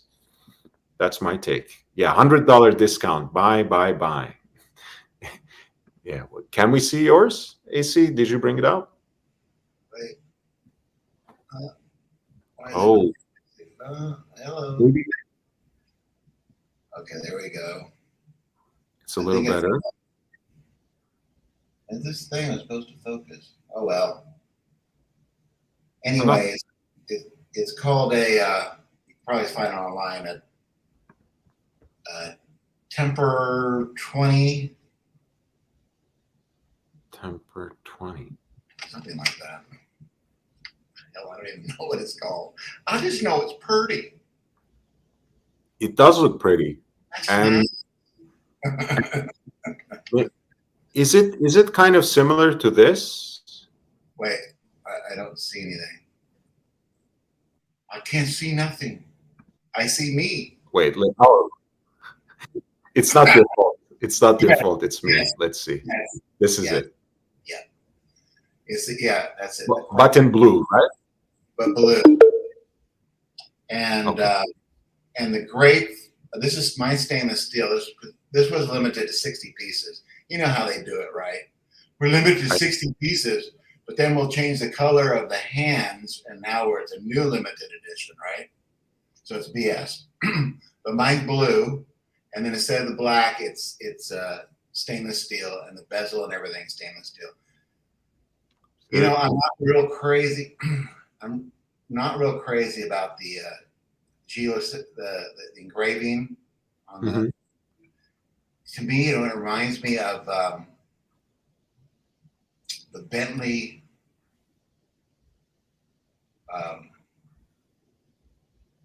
What's the Bentley watch? Lord. The Breitling. Breitling, yeah, the Bentley.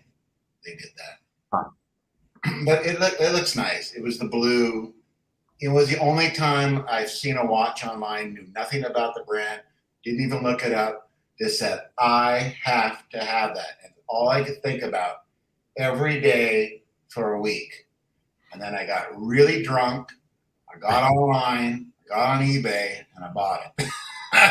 And Well, it's an interesting execution. It's an interesting expression of time. You have the hours and minutes here, and this is like a retrograde seconds, right? right, those 20 seconds. So Okay. unlike that Breguet I showed you, that was full 60 seconds. Okay. That's really a waste of a retrograde because it's taken a long time to get there, right? So you're waiting a long time to pop your cork. Yeah.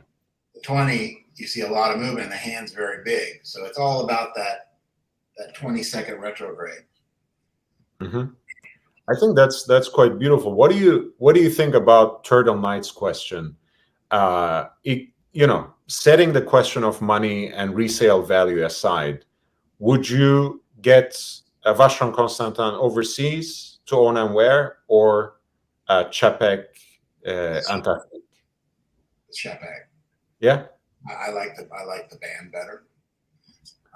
It doesn't have those little crevices to catch all the dirt, right? And that's important. And I don't know. I really like that band. When I first saw those, I think it was about 3 years ago. I really liked the way the band was made. And I think it's the same way as the Parmigiani. Same, very fine workmanship in the band. And my Girard Perregaux, we can't forget the Laureato. Everybody forgets the Laureato. That watch is amazing. I've had a Laureato on my wrist and a Patek Philippe Nautilus, and I said I like the GP. It felt better. It was even more comfortable. It was weird. Yeah, that's beautiful. And it's I like the way they basically integrated their initial into those tapering center links, with the C of Chapek. It's just beautiful. Otherwise, of course, it's what we came used to, the brushed satin in contrast with the mirror polished center links and everything. But I like their interpretation of this, and I like what's going on. I guess it's the crown guard. It almost looks like it pushes in. Or does it? No, it does not. The one that I like attachments like that. I like watches that have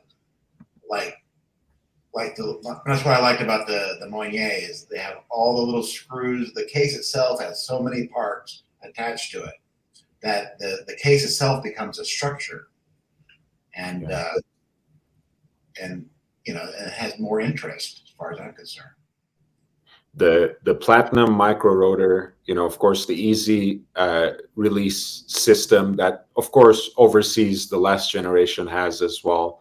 I like just the architecture of the movement that takes after some older, pocket watch movement designs. Very, they're doing their own thing, and I appreciate that. Is there a vertical wheel in there? Am I seeing that right?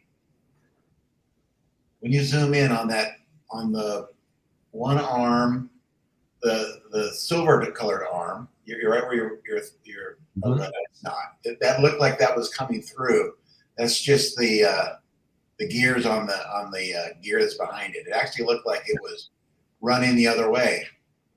Yeah, I see what you mean. It would have been something new. Yeah. And of course, I like the way, that again, they stabilized that there. Double bridge. The one that has pushers like that double up as crown guards is, of course, the Lange Odysseus. Yeah. Again, another one, unobtainium, Yes, this is truly unobtainium. I can tell you this even more surely. I had basically one degree of separation to Wilhelm Schmidt, the CEO. Mm. So I tried to reach out to see if I can get one. Nope. Mm. So it's truly unobtainium. It's like it's very hard to get, except if you are a very privileged client. I know our friend George in the chat has this and white gold on rubber. Mm. I think I would like it like that, but as long as it had a blue face. I have a hard time warming up to any kind of metal band, gold or steel or anything. mm-hmm. I'm really set on rubber. Leather doesn't throw me.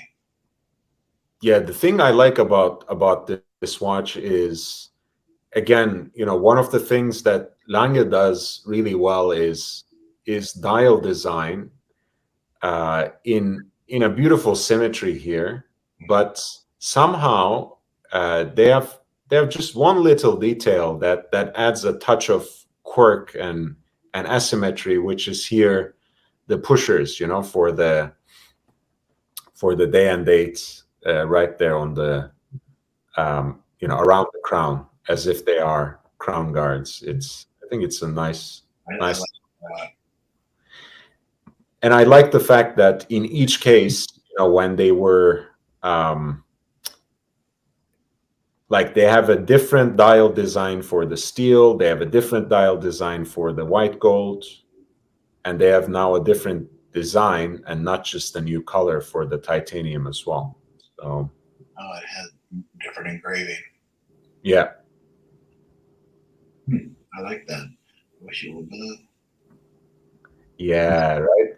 The new one actually has a beautiful dial. You can barely see it here, but in some videos you can see that it lives up to that idea of being high speed.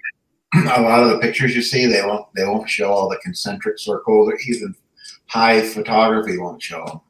You don't know until you actually have the watch in your hand. This is a little better, and since it's their own video, we won't get flagged for it. You see, like, that shade of blue? That was totally different. This is the titanium model, extremely limited. I mean, again, the steel one is produced 500 pieces a year anyway, so that's already quite limited by production, but this is a limited edition of 250 watches. I love this guy, by the way, their head of product development, Anthony de Haas. He's actually from the Netherlands, so has this very charming accent in English. I love it. Very excited. Apparently he used to be a drummer too, so has that, like, quirky coolness about him.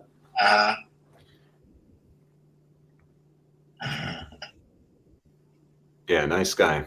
Beautiful.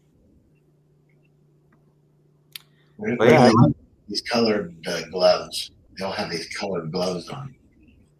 Yeah. And Thomas says yes on both Patek and Vacheron Constantin. Yeah, get them both if you can, turtle night. That's why not?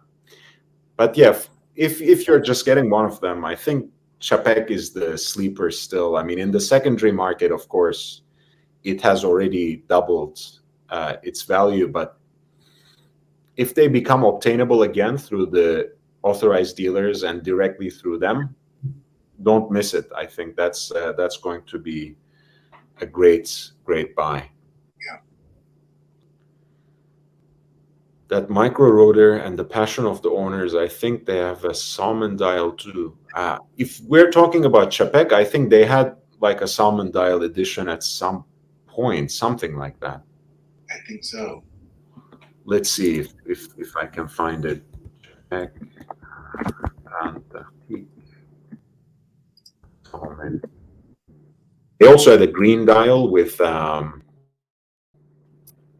like a mono. It was a special edition by one of the website Fratello watches. I think had like like a green dial with an orange accent on the second sand, or you could choose whether it's a full orange hand or not.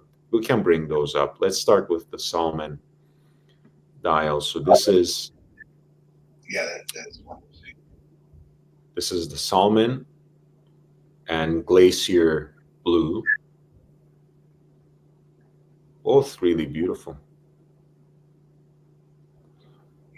The glacier blue, is that a different blue? I think they used to have a Yeah, I think it's blue at one point. When I was looking at them, I thought they had a darker blue. yeah, I think darker blue is their most regular, most common color, the darker blue they have. This is like a lighter shade, but the same pattern design, that basket weave. That's what I call anyways. I'm sure they have a sexier name for it.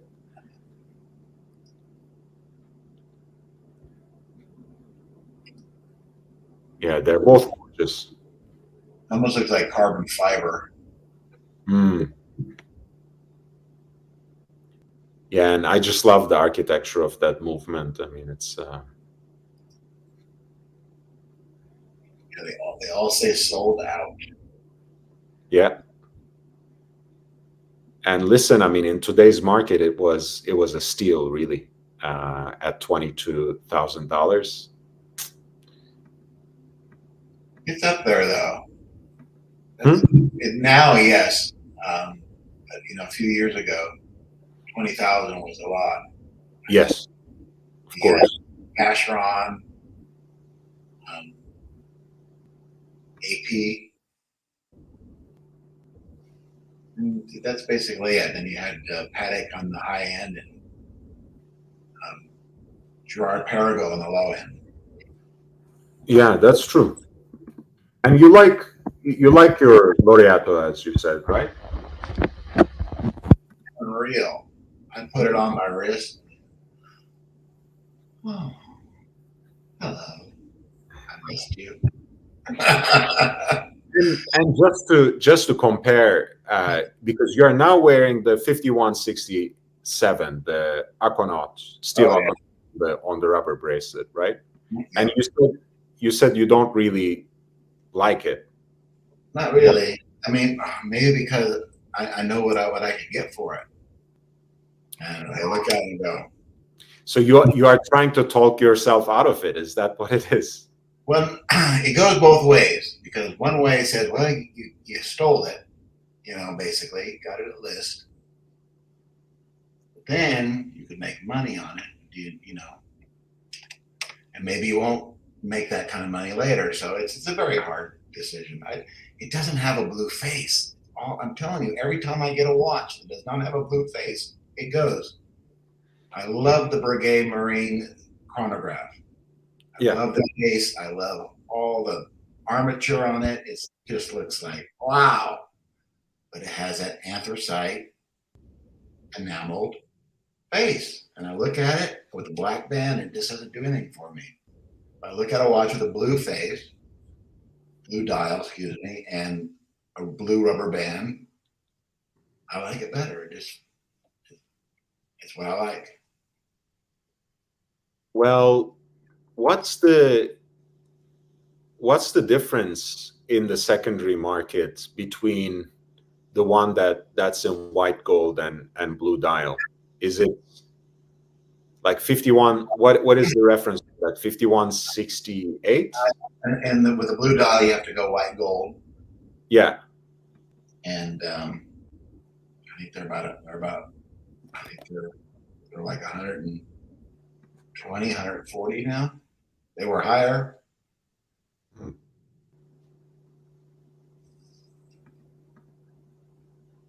Yeah, so you would like this. You would not find a problem with this. No, I would like it. I would say, hello, friend. Tell me what time it is, friend.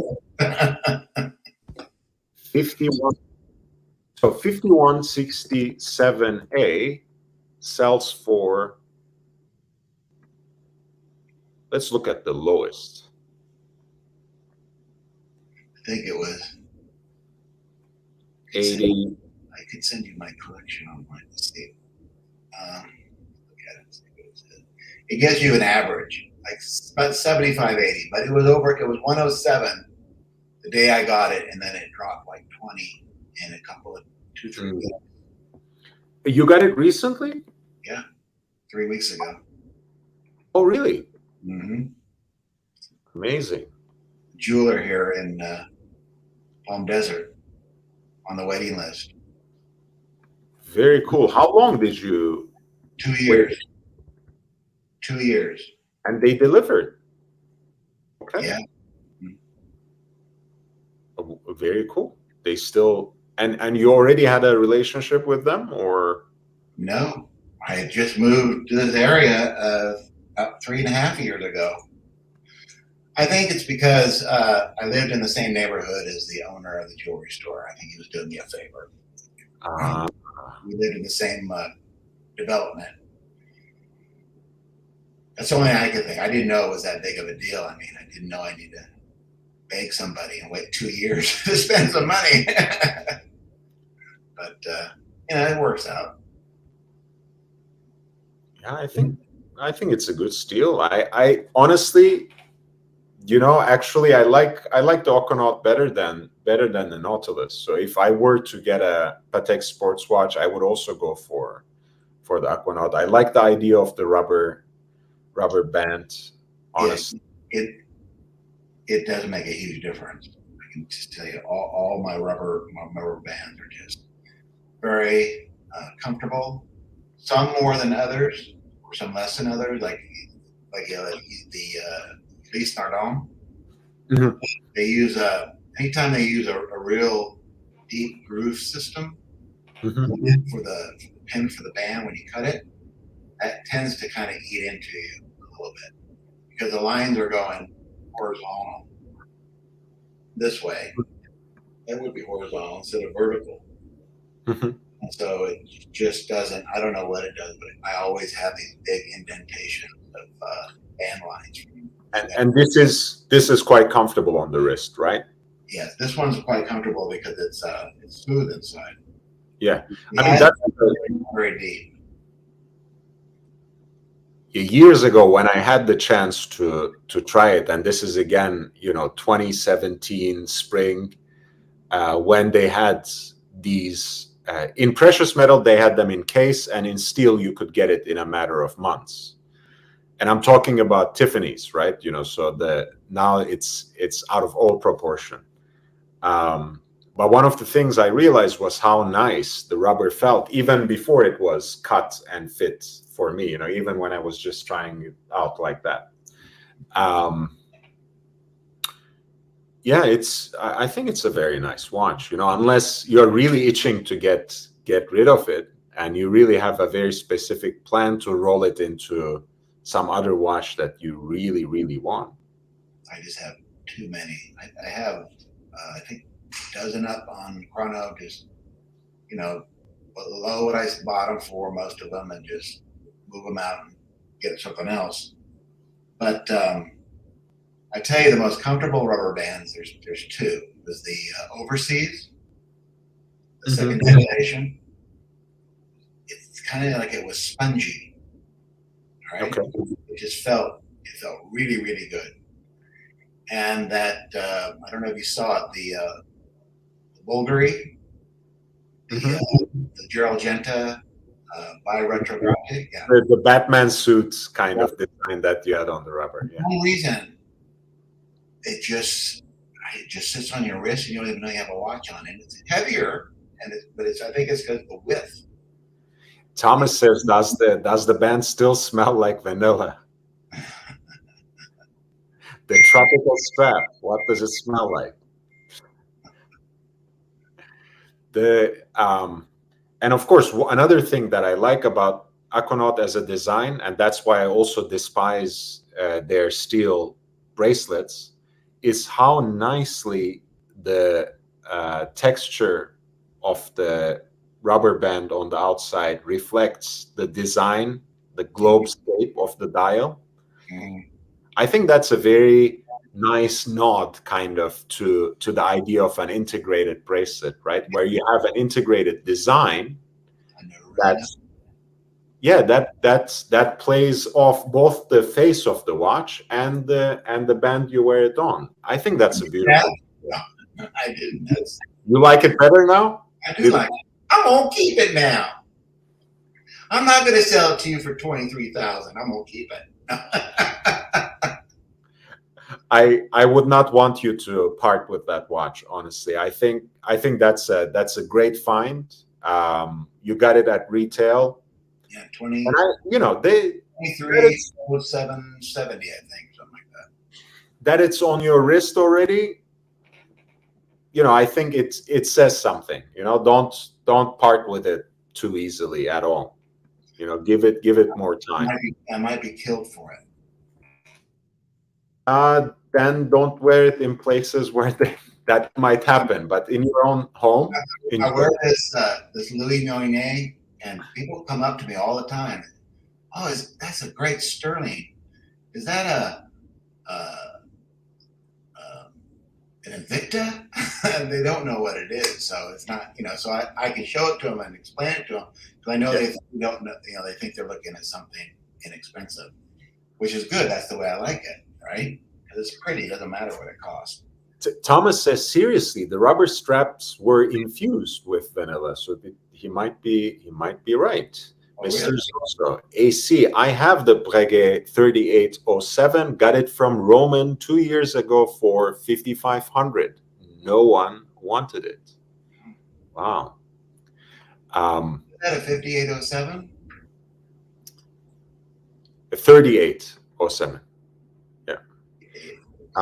In the meantime, guys, we have just passed the 2-hour mark. We have a couple of people joining us. Thank you for being here. If you have been enjoying the content, please hit the like button.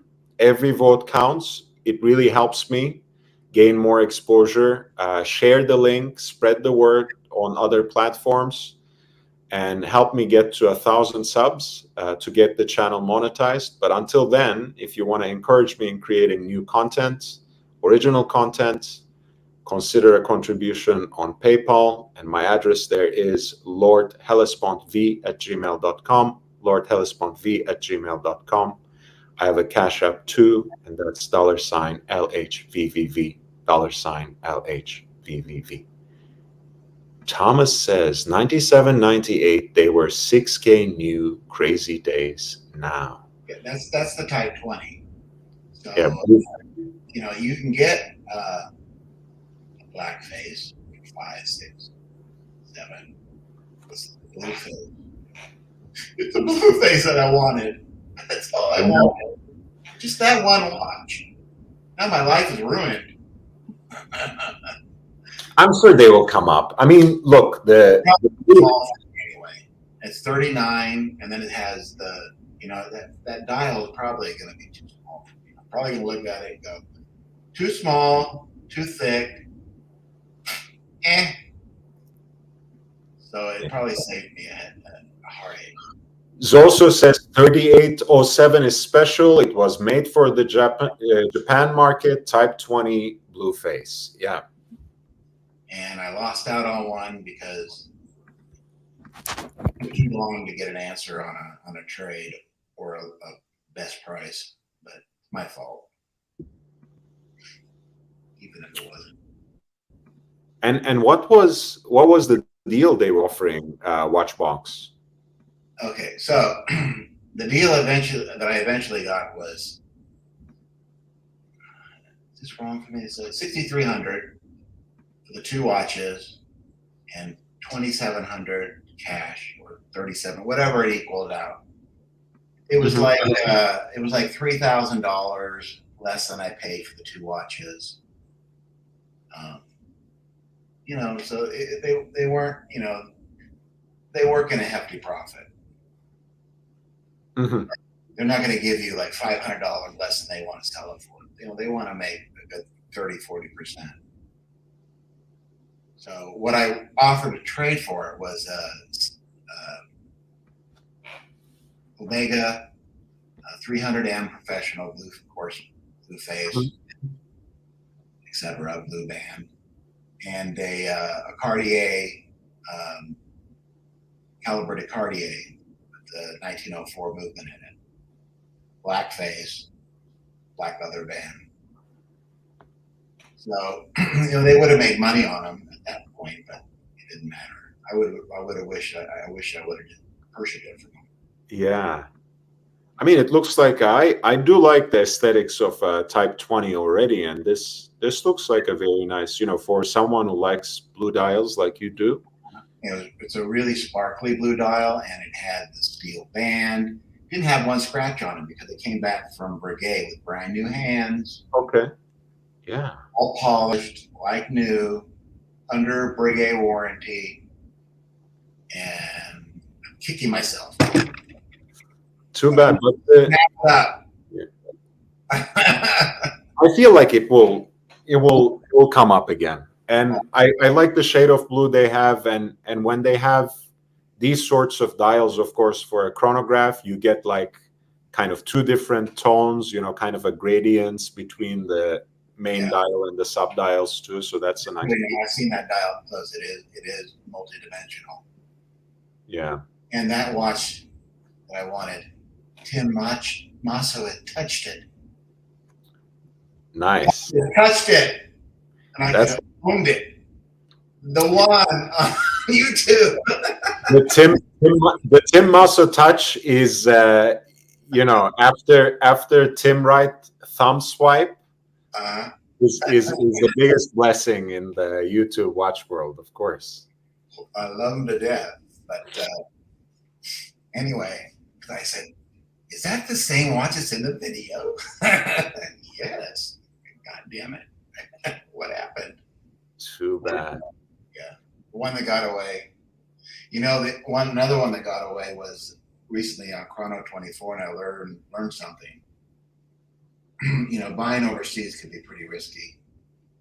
It was the Parmigiani Tonda GT, the gold one, because the gold one has, what do you think? A blue face, a blue dial. Blue dial. I'm born in the 60s. We call it a face. Anyhow, so I bought it. I did the wire or whatever it was. No, I used a credit card. And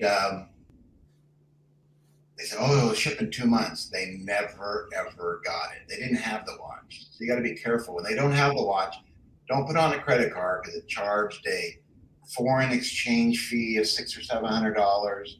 So I didn't get my watch, and I had to pay $600 to get nothing. So it wasn't good. But at least you got the charge reversed, right? Yeah. No, Chrono 24 is great.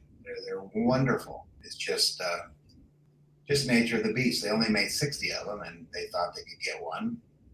But yeah, the thing is, with Chrono 24 and even sometimes with eBay, but especially with Chrono 24, you get a lot of listings that sometimes have stock photos, and they don't actually. It's from dealers, professional dealers who don't actually have the watch, like you said.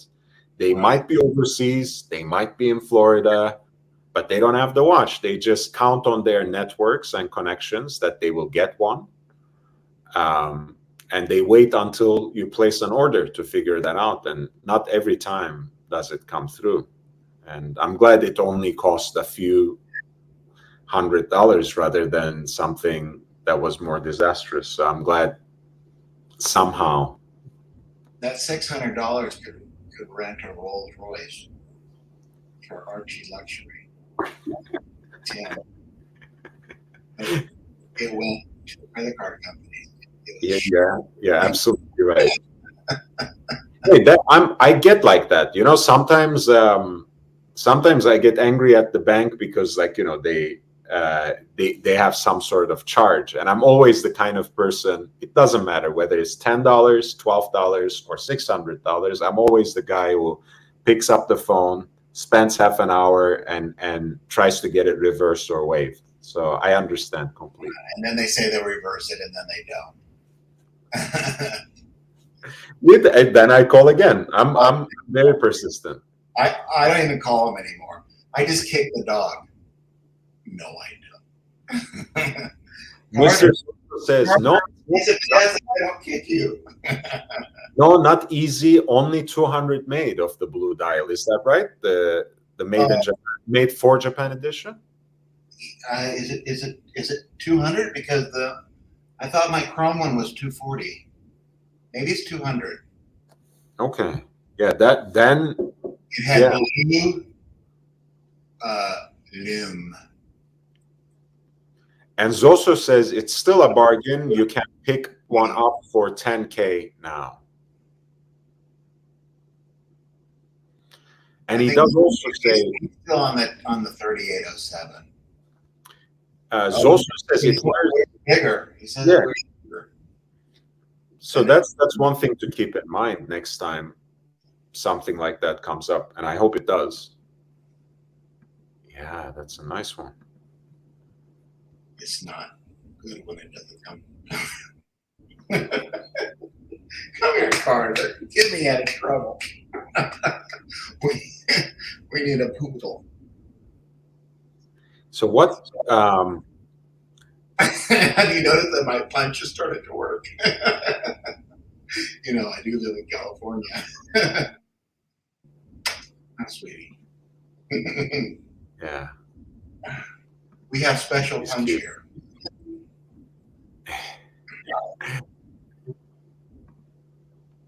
This is 70s. one of the one of the watches they sold in the recent auction.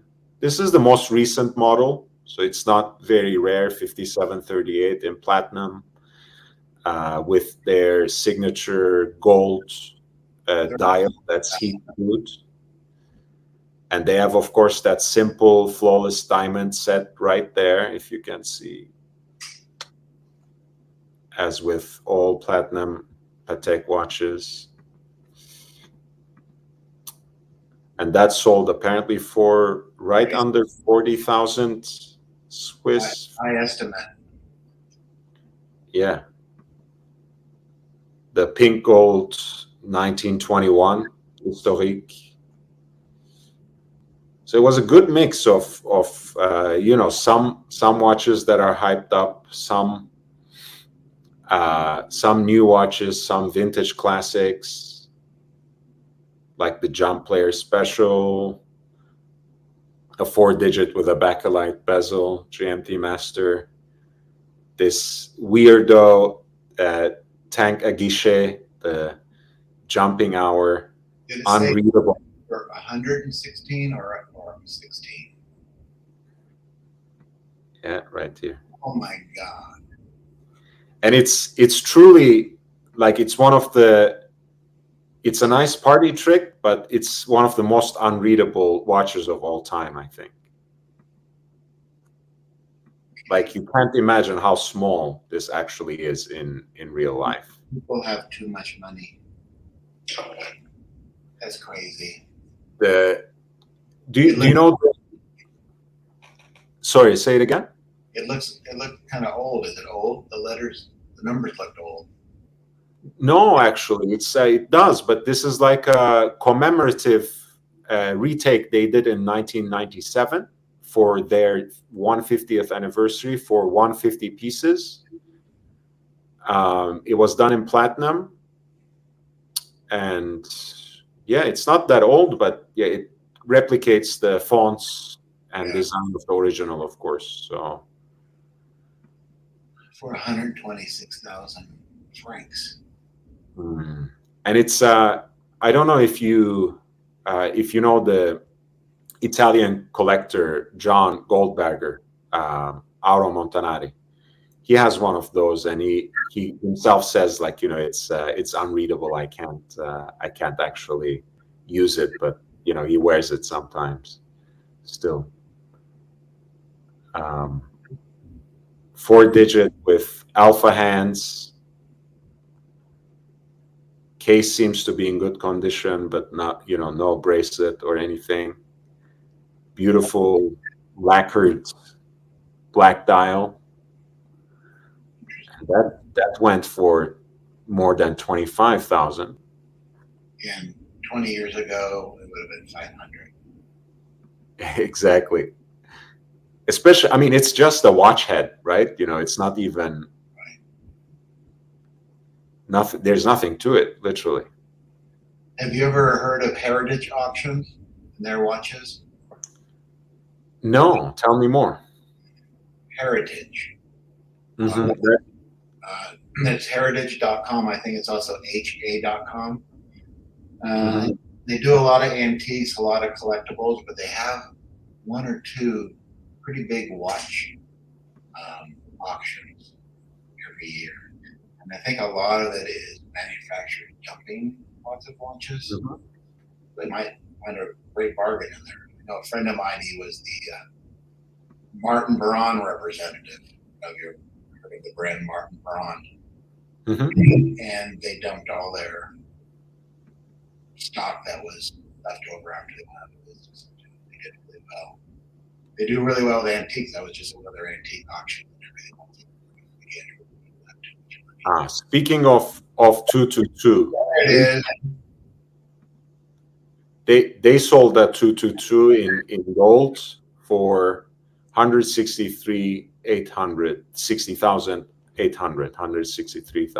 How much is the new one? The new one, if you can buy it, I think is like $66,000. Let's check. 66,000 plus tax, I think. We'll never find it. Yeah, 62,000 euros, including taxes, it says. But that's in the Eurozone, of course, so that's more uniform as a price. But yeah, 62,000 euros and 63 and a half Swiss francs, let's say 66,000, something like that. In US dollars. Still a lot of money. Yeah. For a gold watch. But even the Gerard Perregaux in gold here is extremely expensive. There's a similar Audemars Piguet watch to that tank guichet. Almost identical. Yeah, and that sold for more than 50,000 as well in Swiss francs.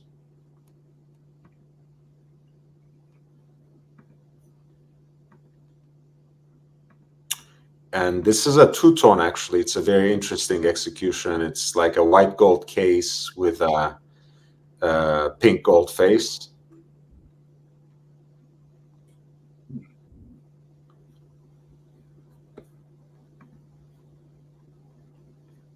There was a very beautiful Panerai there.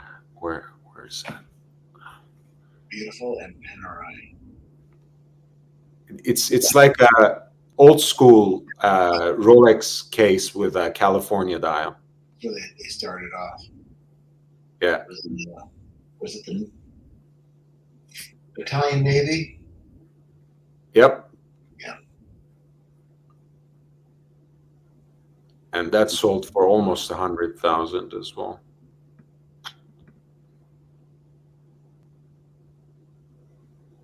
Oops. Daniel Roth. I bought a Daniel Roth recently. I sent it. Oh yeah. Turned it up. I'm kind of sorry I sent it back. It was very nice, very flat, nice size, strange dial. It had elongated Roman numerals with a time track through it. Everybody thought it was a piano piece, but the box was so munched up that, to me, I'm kind of a purist. I want the box, the original box, the papers. I want it all. I don't want it torn to shreds like they stored a gerbil in there. So. Oh, that's pretty. That's the one with the gold. Yeah, this is the steel model, like you said. The Maltese cross there as that detail in gold. the 222, and that was estimated. The high estimate was 60,000 Swiss francs, but it sold for even more than the gold, 189,000. Crazy. You know, that all trickles down.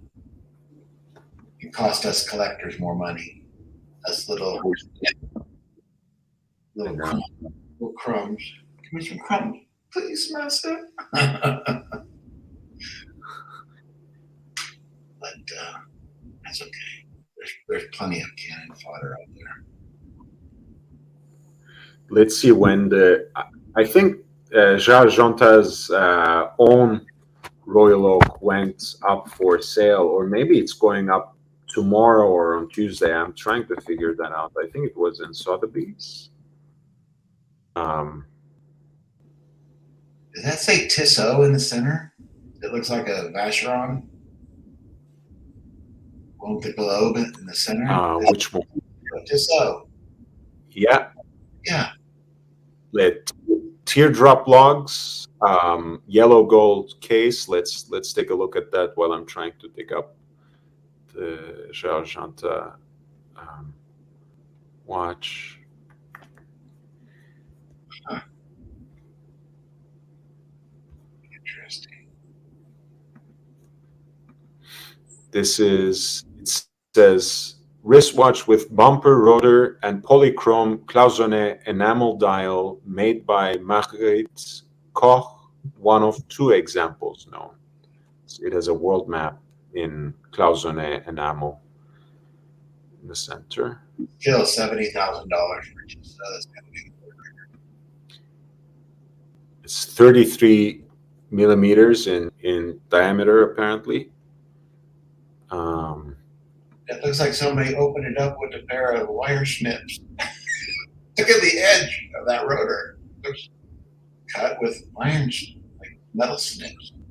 Jake Brooks, sorry to interrupt, AC. The Jonta is going up for auction on the 10th, apparently. So on Tuesday in Geneva. So it didn't sell yet, as far as I know. But yeah, this sold for almost 70,000 Swiss francs from 1951 at Tissot. Incredible dial. Yeah, incredible price. And I mean, look, a lot of times the dials would be damaged on things like this. So I'm glad this one survived. So. Well, because the crystal. Usually, what screws up poison A is getting a bend in the metal. Causes a crack in the enamel. But just to have it come out without cracks is something. Right. Look at that sub with the stick hands. That sold for 126.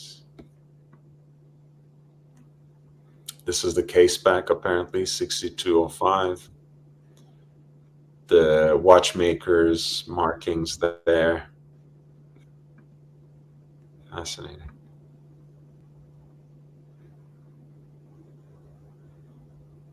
Very cool.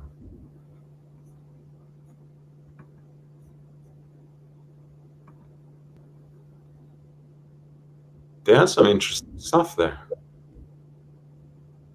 That Vacheron looks like the same case.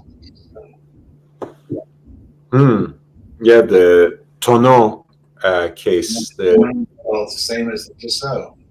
Oh no, you mean this one? Yeah. 76. Yeah. This is a nice one too, because it's the one they remade, isn't it? Yeah, they've remade this. Triple calendar. 1945, 35 millimeter. I think it's called the 1945, the new release of it. Oh, they remade this in the Historique series? Yeah, pretty sure. Cool. And it sounds like it's a 1945. All right. That seems like a bargain. Yeah, I mean, I like this complication triple calendar. You know, it's not, of course, it's not perpetual, it's not annual. So it needs a lot more manipulation during the year for sure. But this is very nice. It's very small, nice dress watch, teardrop locks. I don't know if I'd want a special calendar that's had a hand wind. You'd have to hand wind it every day, all the time. If you have automatic with a watch winder, you could have a little bit of luck, but no luck on a manual wind, is there? Keeping it correct? Say that again, please. It's keeping that correct on a manual wind and a perpetual calendar. Wouldn't that be kind of hard? Yeah, well, I mean, you have to, you got to be committed, I guess, at that point. Yeah, you have to wear it every day. Every day. Or you have to at least wind it every day. This is the Alaska project that sold for more than 500,000 Swiss francs. I got my first Omega, and it was that Seamaster 300, and I thought I'd like it, but I put it on, never wore it. Put it on my wrist and looked at it and said, to me, it just looked kind of comical. It had a kind of comedic look to it. Mm-hmm. You know what I mean? It wasn't, it just seemed, I don't know, something I look at it and go, ooh, I just don't like you. I think maybe it's the hands. The hands are kind of hard to, I think, to stomach. Mm. Man, everything sold for way crazy.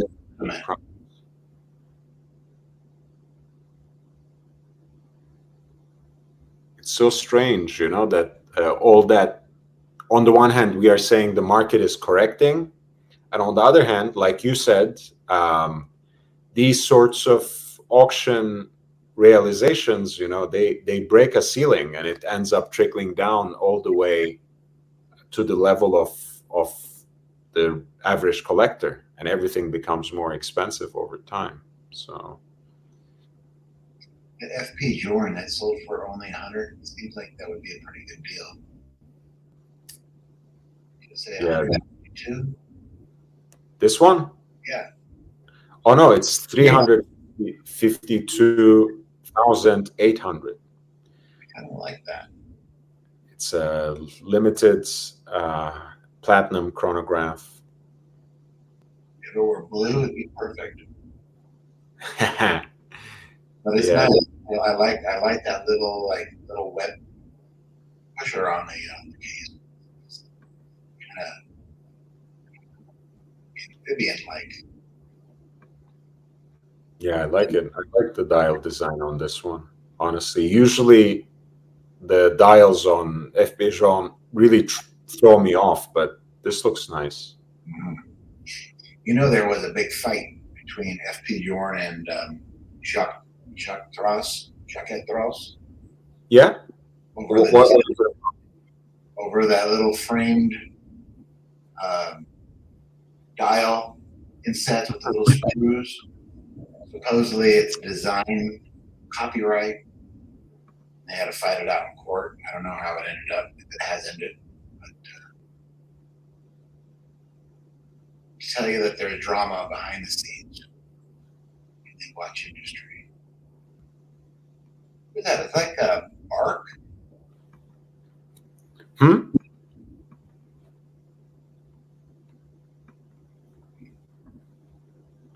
This is the first reference, 3700, early enough too, from 1978, and well, that's corrosion. Of course, I love when they sell these sorts of. I'm learning that you love corrosion.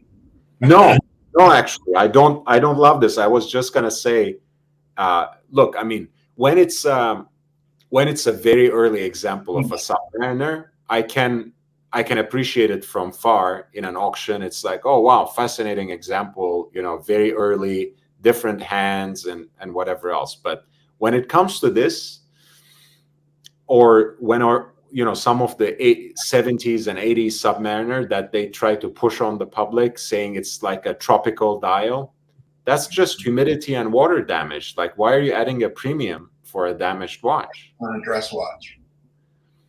To boot. So I don't like this. This is just a corroded dial, like you said, and it's sold for Was it blue at one time? What color was it at one time? Like a deep blue. Yeah, blue. That kind of blue gray. Yes, yes. Yeah.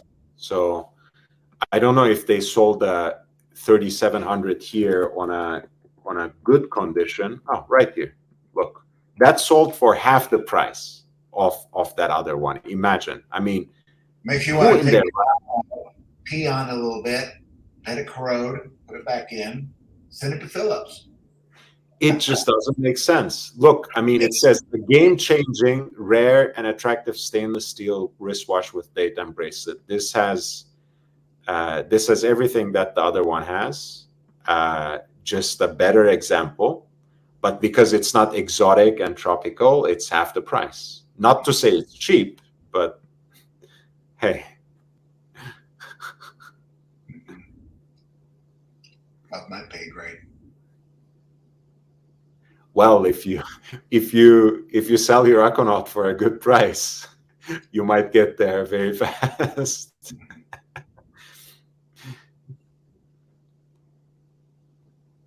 I don't know what I have in my what's in your future. I mean, what do you have your eye on? What kind of watch you say? Gosh, I'm gonna get one. I think I want a dress watch in precious metal. So it's either gonna be a Reverso ultra thin in rose gold with that chocolate brown dial. I'm gonna bring that up, or maybe a Lange 1 in white gold or rose gold, one or the other. I would love those. We'll get back to this. Yeah, this is the one I mean. Reverso, pink gold, ultra thin.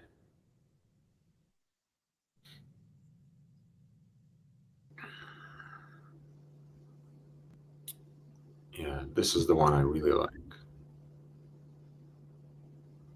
That's nice. And what is the width of it? Say it again. What's the width? They have like 28, 32. I think it's 32. It's the Grand Taille case, so I think it's like 28 times 46. I think. Yeah. Let's see. It probably says here. Okay, 27.4 by 46.8. Yeah. Yeah. Either this or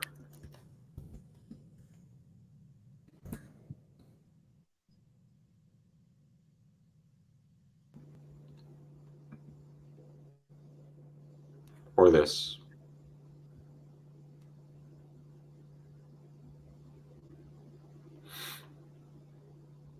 Yeah, and I wouldn't. Same price? No. The Reversos now are discontinued and can be picked up anywhere from 10 to 12K. It's an incredible deal for that ultra thin dress watch. These 27 and a half, 28,000. So quite a bit more. So you can basically get this in pink and white gold. You can get two of these for one Lange 1. They're a completely different animal. Yeah. You know, it depends if you're going to wear it with a suit or you're going to wear it with a jacket a lot. Honestly, I mean, I like them both in their own way, and I like the Reverso that I have, which really inspires me to pick up more Reversos, more rectangular watches. But hey, as you can see, they're a ratings poison. The audience was halved immediately the minute I brought Reverso, and my friend Smokin' Joe says, I want hot steel sports Rolex.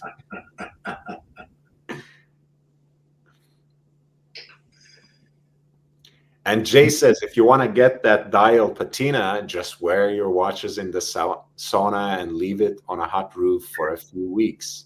And yeah, while you're at it, unscrew the crown as well, just so you can soak up more humidity for extra damage.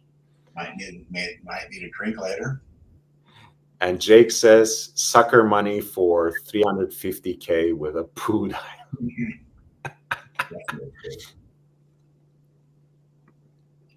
Yeah, it's called tropical. Yeah. And because they need tropical water and humidity. Yeah, this is lovely in white gold too, by the way. White gold ultra thin. So that's it's a nice one too.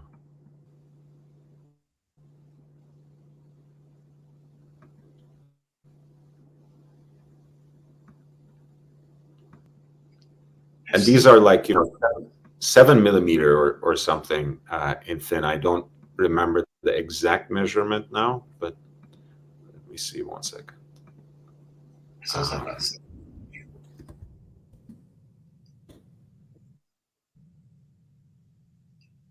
So they're different enough from the Reverso I have now, which is a thick boy, which has a busier dial. It has the power reserve, big dates. Reversal ultra thin is at just 7.3. Yeah, 7.3. Yeah, that's thin. I'm trying to think how thin the Bulgari is. 5.6. So the Finissimo. Yeah. The one you look, or the Finissimo is less than 6 for sure, less than 6mm thin. Right. So that's thick. It's thin. 7.3 is thin. Yeah. That's really thin. Because I think the octave, the Finissimo, am I saying that right? is yeah, it's a little bit too thin, I mean, imagine the guy with hair, maybe like whacking their hair so they can see their watch. It's down the bushes. That's what Tim Mosso was saying actually when he was displaying them in his reviews, like Talking Hands reviews. He put it on the steel one, and he was saying like, it stands lower than my hair. Hey, you just get a buzzer and mouth through the lawn a little bit, and there you have it. Make a track. The landing stripe kind of situation. I already have kind of a light colored one from the sun. Yeah, I do actually. You know what? I actually like the Octo Finissimo. I think I kind of had a chance to try on some of that stuff. I tried the Laureato. I tried the Alpine Eagle recently, and I tried the Octo Finissimo, and it's the one that impressed me most, honestly, because I think it has a lot of character. It's not like anything else that is out there. Brushed and polished, because the ones that are titanium or media blasted, they show the scratches like crazy. There's nothing you can do about it, right? Yeah. And so the steel are regular, and then I have, of course, color face I have, blue. Yeah. There's a strange thing about it. When you look at the dial, because they painted these around the seconds, sometimes it looks white, not silver. If the sun hits it right, so they don't match the other applied numerals or the indices. Okay. It's kind of a design flaw. I see. I'm sure nobody else would notice that. Nobody's going, "Oh, they're white. Oh, they're silver. Oh, they're white." But I did. Yeah, because I want the chronograph, 43 millimeters, which means it's going to wear like a 45. Those wear big. Screw down crown and everything, but it has illuminated indices and hands. It's a little more sporty. You know, the older I get, the younger I want to look. This one? Yeah, that one. I like it. And again, you have the integrated buttons. You see those? Yeah, these. There's another one on the other side. There is? I'm pretty sure. I don't know if it's a button or just a thingamabob. Yeah, there is. You're right. That's got to be a button. Because it's also GMT. Somehow, I don't know, but it is. So that's for the jump hour, probably, right? For the 24-hour dial. Push the button, and I think the hands move to whatever time you want. I think that's it. I'm not sure. He's gonna maybe do it. Let's see. It does wear quite big, I have to say. It does wear very large. Well, and you know these models are in Italian. Aye. But yeah, that's one of the things I liked about the steel.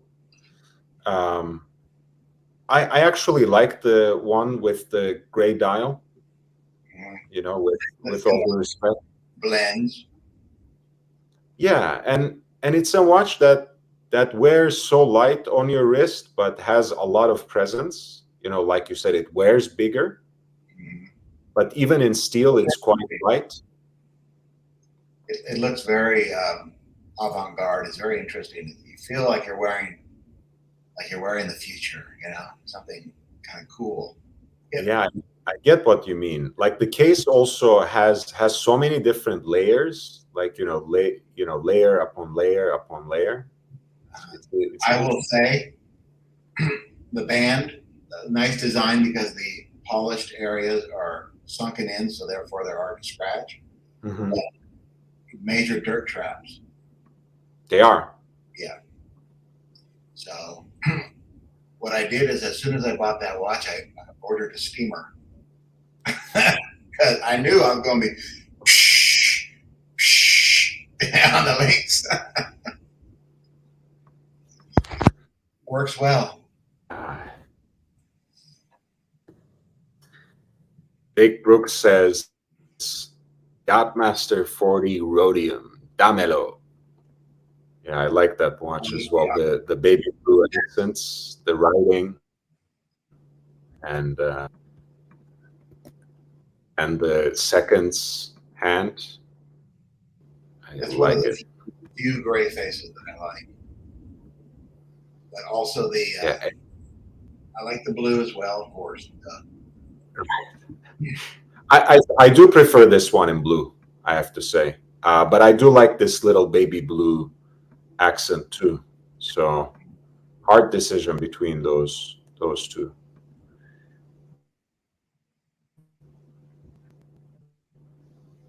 But yeah, the blue has red, and we have to worship any Rolex that has red writing on the dial. So that's that writing costs so much more. Pretty soon they're going to start grading the red. Is it a ruby red? Is it a candy red? Never end. Jay says, Big Mac by hot, you mean out of the trunk of Cam's car? And Big Mac says, that's racist. Jay says, I hate equally just facts. Lord, I love you. You know this. I love you. Yeah. The principle of the community. Like a headmaster kind of situation, school teacher. It fits.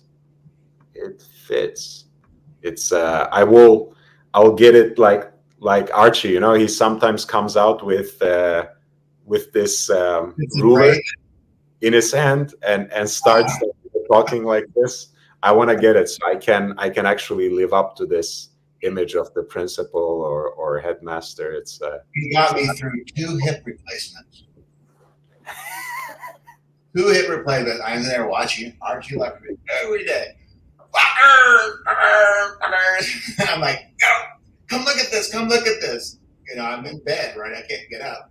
come in here, it's Archie Luxury. And I turn it on and they look at me, stupid.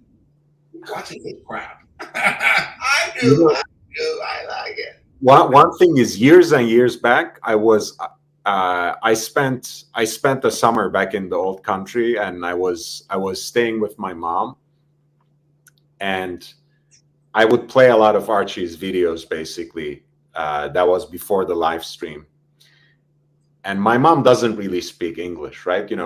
Generally doesn't even speak a word of English, if you ask me, but she claims a little more. Nevertheless, I listened to him so much that my mom would chase me around the house by saying, "Hi, guys."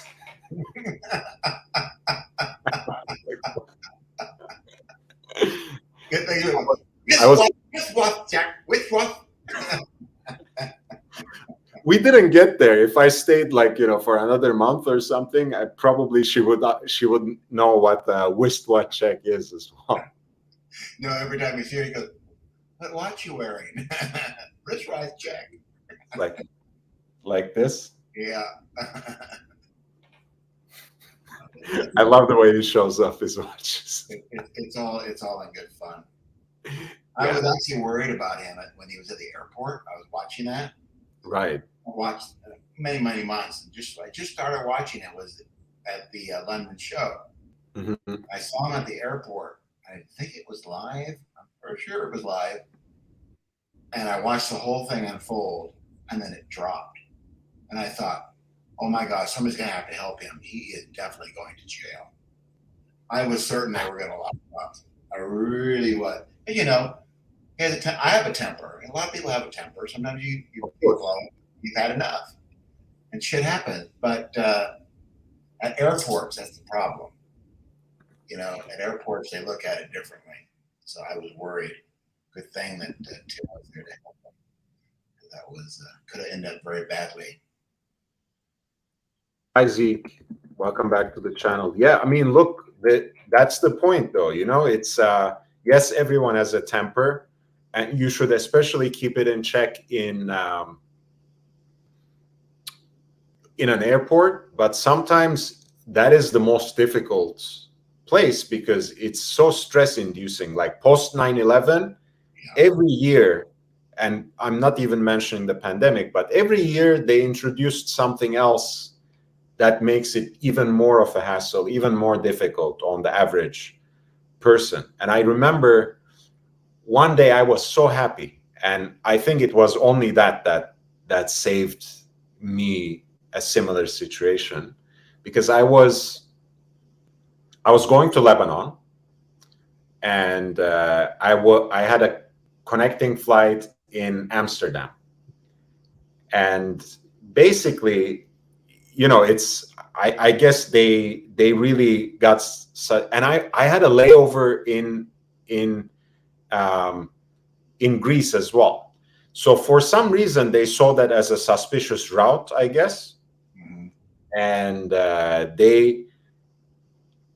I got through everything very quickly, very flawlessly. I got my tickets cut basically at the gate. I'm walking to the plane. I see these two security officers already, 20 feet away. And I say, okay, something's going on. And they called me. Sir, can we have a minute, please? And they put me into this little room that felt like a surgical theater, almost all steel, very cold. And one of them, the one who was a little more buff, just stood at the door, and the other one sat me down, started asking like a whole list of questions, dozens. Terrible. And he was just scribbling on his paper, but I realized, 2 questions in, I realized it didn't really matter what answers I gave. He was really looking for me to break down because he thought I was up to no good, right? He thought I was like, maybe I was a mule or I was running something. And he was really thinking that I would break down after a few questions because, I'm guilty of some undescribed crime. Anyway, but I was in such a good mood because I love being in Lebanon. I love being in Beirut especially. So I was just being very friendly, joking around, and when he asked for some specific information, I had the peace of mind and just I was so relaxed. I said, "Oh, wait a minute. Can I pull out my cell phone from my bag so I can actually tell you the exact information?" Because my normal self, I'm very absent-minded. I would have just like, in front of them tried to reach for something like, in haste, and God knows how they would have reacted to something like that.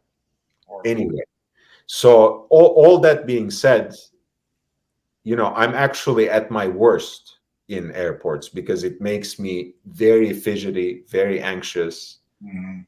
And The more anxious and fidgety you are, the more they're looking at you. Why is this guy like this? And then the more you feel that way because they're looking, and now you're more anxious. It's horrible.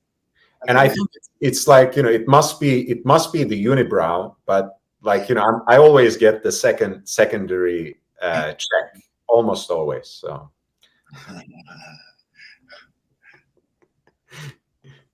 I don't see it from here.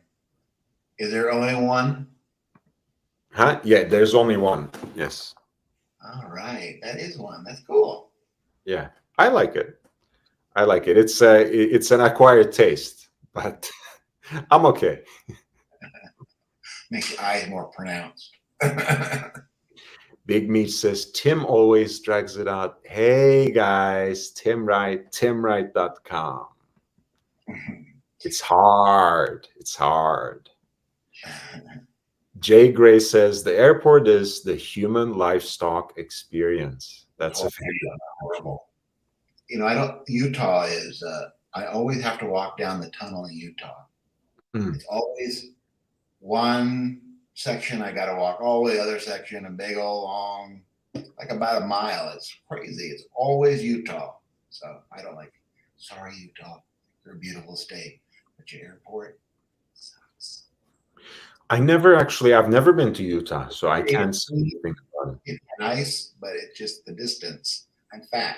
I can't walk like that. It's horrible. I think the worst airport that I've been to in the US, what was it? I don't know. I think it's like a toss-up between Burbank and what is the third airport in New York after JFK and LaGuardia? No, LaGuardia actually. Sorry, because Newark is a fine airport. So LaGuardia is pretty bad too. Yeah. Let's see. I've been. I think did I? I think so. It was a little bit crazy, but the worst that I've been to is Honolulu. That is the nastiest airport. You wouldn't think it would be. It is falling apart. Literally, pieces are falling out of the sky. It is I'm so sorry. sad. Sorry to hear that. It's bad. You're there. You're going, oh my God, this is such a beautiful place. This is a shame. It's horrible. I can't believe they have an airport like that in the United States. Yeah, I don't. I haven't been to Hawaii actually, ever. Have you been to the Long Beach airport? Yes. That's a nice airport. That's a nice airport. Long Beach. Long Beach. San Luis Obispo is not bad. Santa Maria is kind of a joke, I guess, if you want to go to Vegas. From there, I was raised around Paso Robles, so I'm from the San Luis Obispo area. Okay. But those are the Palm Springs Airport's okay too. It's not bad. It's pretty good. I've never been to Riverside. I wouldn't know, but or Sacramento. San Francisco, of course, is like LAX. It's a zoo. Yeah, it's LAX is difficult. I mean, it's not particularly bad, and I think it's going to be a little better after the improvements. But the way they perhaps had to change up the rideshare situation made it made it a bigger ordeal now. As I'm saying, like every time you go, there's like another stressor added to the situation. A long ways to walk to the Uber. Like you have to walk through a parking lot, across the street, down an alley, and ask a beggar to point which way to go, and then drop a coin, and then go. It's actually a pretty, depending on where you end up, it can be a pretty long walk to begin with, and it's hard to time, you know, when you will get there and when to call the car. So it's I try to stay away from LAX at all possible. I would rather fly into it than to drive into it. And flying into it's bad enough, but getting into it from the ground, that is just pure doo-doo. All right, I'm gonna go for another half hour, but guys, if you have been here and enjoying the content, please hit that like button, upvote. Every vote counts. It helps me gain some exposure. I'm trying to reach 1,000 subscribers, so spread the word, send out the link on other platforms, tell your friends. It really helps, and it helps me get to 1,000 subscribers to get the channel monetized. And if until then you want to encourage me in running these live streams, creating new and original content, please consider a PayPal contribution at lordhellespontv@gmail.com, lordhellespontv@gmail.com. I also have a Cash App, $LHVVV, $LHVVV, and it goes on the ticker if you want to double check the information. It's like CNN. I am going to log off for the night. You get a little tired here. I got to go to work in the morning. Of course. But it's been really fun. Thank you. Thank you very much. This has been nice. Thank you. And thanks for checking out my other content and supporting the channel. Go in there and watch some of the things about philosophy. It's good to see, different things. I like it. And so I'm here to say, yay. So it's all a lot of work. All these people making content. This is not just popping up on a screen. There's a lot of stuff going on in the background. So thank you for giving us a place to come and talk about watches and thanks for dropping by and engaging in conversation. It really helps a great deal, and it helps me create more content, encourages me. So it's nice to keep it up. I'm here. Just give me a shout. Have a good night. Take care, AC. All right. My punch is in full effect. I gotta go before I collapse. Bye-bye. Enjoy. Get some rest. Big Meech says Utah is in Cody, Wyoming, right? And Jay Gray, knowing the inside joke, says yes. Jay Gray says the original Detroit terminal is scary, same as Las Vegas's original terminal. I've actually never flown in to Detroit, so I can't say much, but I know you are in Canada, so you are close enough to those parts of Michigan. I love Michigan, actually, as it happens, but I've never flown into Detroit. Guys, the link is pinned there. If you want to jump in and join the conversation, I've also just sent it out again, so feel free. We were basically looking through the second set of auctions that took place in Geneva. As you know, this was a huge weekend for watch auctions in Geneva. Philips opened things up with their Royal Oak at 50th. They also had more auctions earlier today and yesterday. Of course, Christie's, Sotheby's, Antiquorum, they all had auctions, and we are continuing to take a look at at some of these watches that came through and that were sold in those auctions. There's this interesting Lange 1 time zone in pink gold that just sold. And as you see, the world time is integrated really beautifully to the design. You have the power reserve, you have that big date. You also have a day and night indicator for both dials. And once again, everything is so nicely balanced out. So even in that asymmetry, there's some measure of predictability and balance. So you have a very nice and interesting execution of a time zone complication that finds its place in the design of a classical and quirky German dress watch. And this sold for right under 45K in Swiss francs.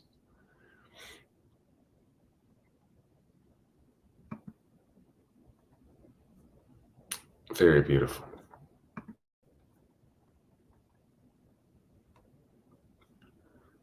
I think there was a sea dweller that had that famous Omani dial with the crossed daggers.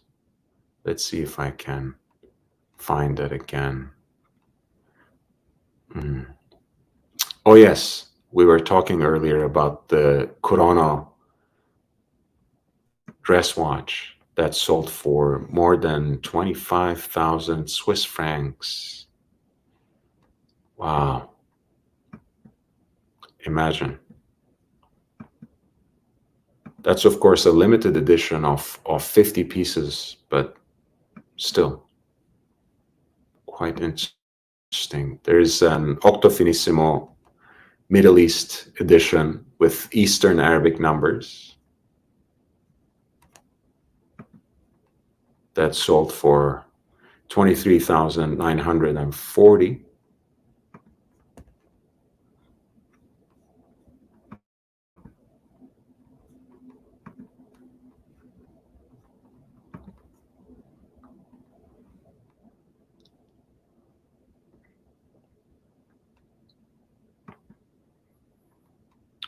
There's a reference 450,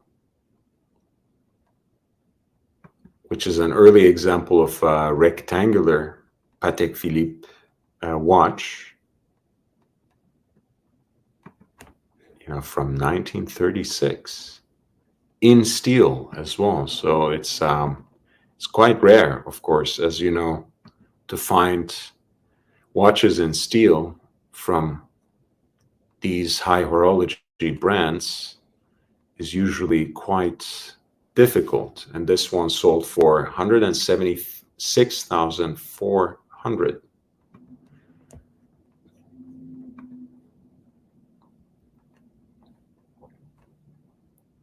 And there we go for that Rolex Sea Dweller 1665.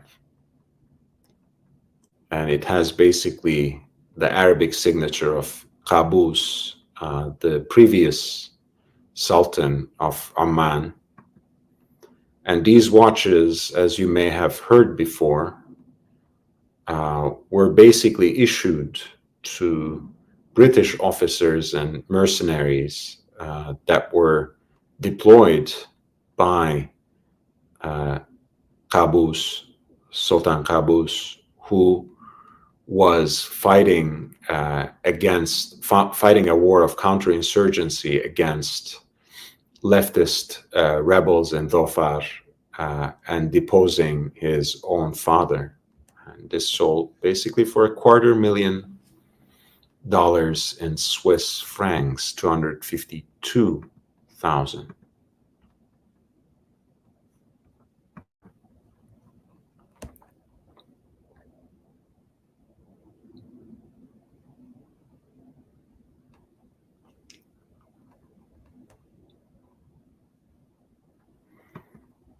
Again, a testament to how much some of the FB Journe watches have gained in value in time. This is a chronomètre souverain.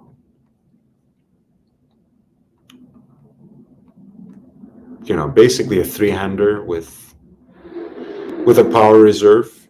Nice guilloche dial, simple, elegant, yet quite unique in its own way.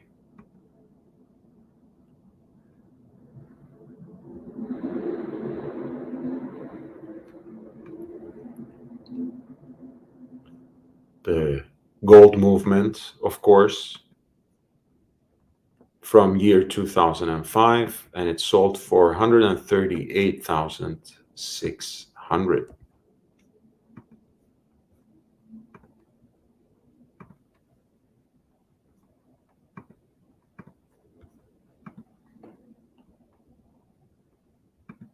It's really incredible how desirable FB Journe watches have become almost all of a sudden, you know, under our eyes. That is an object lesson in how to market. This looks like a genuine TIE fighter. It's an MB&F, fascinating and attractive limited edition music box in the shape of a spaceship, warranty and presentation box. Very fascinating. And it sold for 27,720.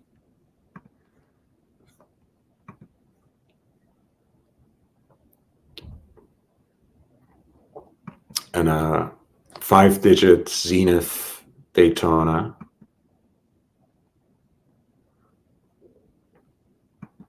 $16520 with a black dial, which, as I said, is I think a very beautiful and somewhat neglected model now. But these 5 digits or even 6 digits with Rolex's first iteration of their automatic movement in Daytona, I think are really sleepers, and they're only going to gain more in value. You know, these are never coming back after all, right? There will never be another Rolex Daytona with a Zenith El Primero movement, which is, again, has the provenance of being one of the first automatic chronograph calibers in history. So this one sold for 47,880 from year 1991. They were produced from 1988 to 2000.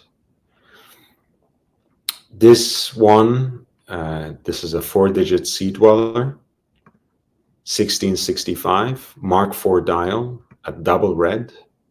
One of the most desirable, by the way, at least at a certain point in time, of vintage Rolex watches, and certainly one of the most desirable vintage divers. Has the Sea Dweller, of course, in red writing, but also Submariner 2000 in red writing as well. Has that beautiful Superdome tropic crystal.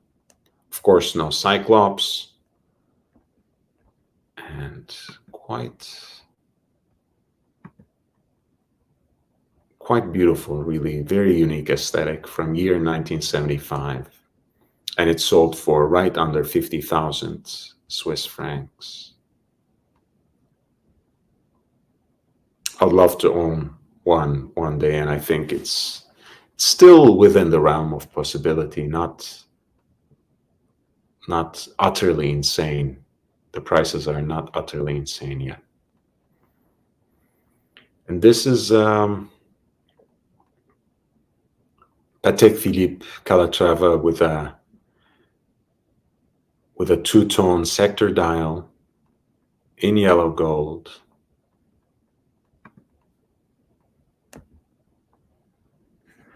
I love the blue accents of it. And this is one case again where you have a clearly damaged dial, but somehow there's some sort of charm to it that I can't describe. Again, it doesn't make me run to it. and reach out for the checkbook or anything, but it looks quite inviting, in a way that a vintage dress watch should. These references are quite rare again. 96, this is a very early iteration of the model that came to be known as the Calatrava, right? That platonic ideal of the dress watch. 31 millimeter, of course, very small by modern standards, but otherwise very desirable as a collector's item. And it sold for 55,440 Swiss francs. Does it come in two-tone? Yeah, well, the dial is in two different colors. Unfortunately, it doesn't. For me, as you can see, it has to come in two-tone. I love two-tone. I will hardly change my root beer for anything. Oh, we have two guests, in fact. I have JB and I have Jay Gray. Hey, guys. What's happening? Good evening. Good evening. Hey, nice to see you both. How you been? Yeah, I was just cycling through some recent auction results from Philips. I saw that. Amazing guest. One thing I was wondering on when you have a watch of that caliber on your hand, like one of those piece uniques, one of 35, right? What do you wear on the other wrist? Apple Watch. Right? What's on the other side? So in doing that, I'm going to tell you, I have a flashy watch that I wear a lot of times, but I want to show you what I balance it with, and I want to get your opinion. This isn't like show and tell, but I'm just saying. I saw with Micho on the other day, he commented about the tie and having it matching. But all right, so you know how a lot of the presidentials are fluted. Mm-hmm. So this is black diamond, which is the worst kind of diamond that you could ever have, right? So what they do is they'll just cook the diamonds that basically aren't good enough to put in jewelry, right? But if you pair it with yellow gold, you can have a black dial watch, right? And it fits, right? So balance it out with the shirt, right? And now if they catch it, can I see the watch? Is it okay? Yeah, very nice. Very nice. You can catch it just on the side there with the fluted part, and you can see. So just chiming in on the style part. Like if you want to go out and look good, right? You've got a good watch on this side. Think about maybe sometimes on the other side. That's interesting. Yeah. I've actually never thought about it like that, because one thing that people do sometimes is they wear a lot of different bands and different pieces of jewelry right around their watches, which to me becomes a little overwhelming, like beads and different kinds of bracelets that have become really popular in the recent years. But now you have given me an idea, right? You have a nice watch, a heavy hitter on one wrist, especially if it's in precious metal, and then the other wrist is naked, right? So do you really need to put something on to balance it out?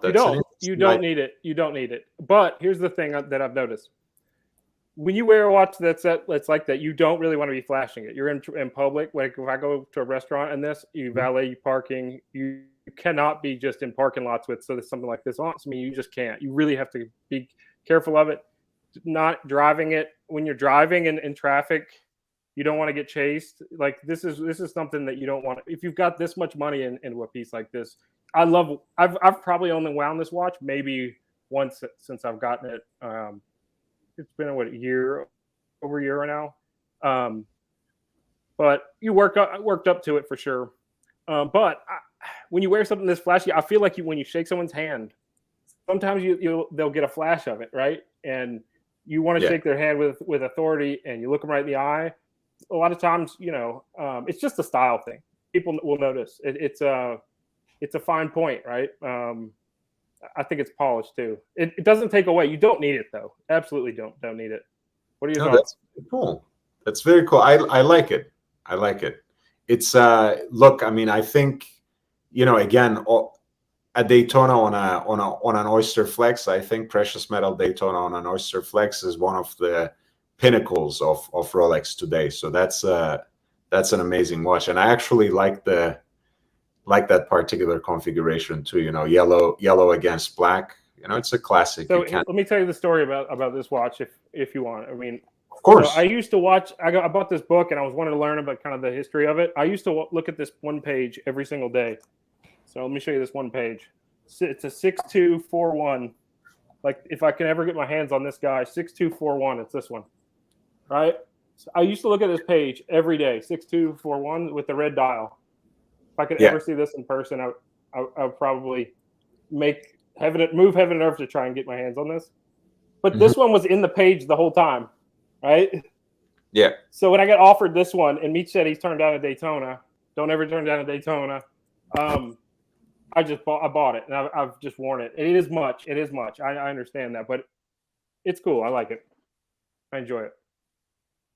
Hey man, I mean that's it's kind of like the John Player special, isn't it?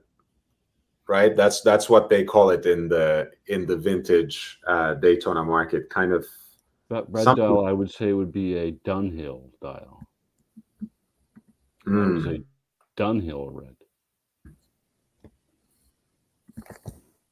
Just because you brought up John Player. Yeah, this one, the vintage gold.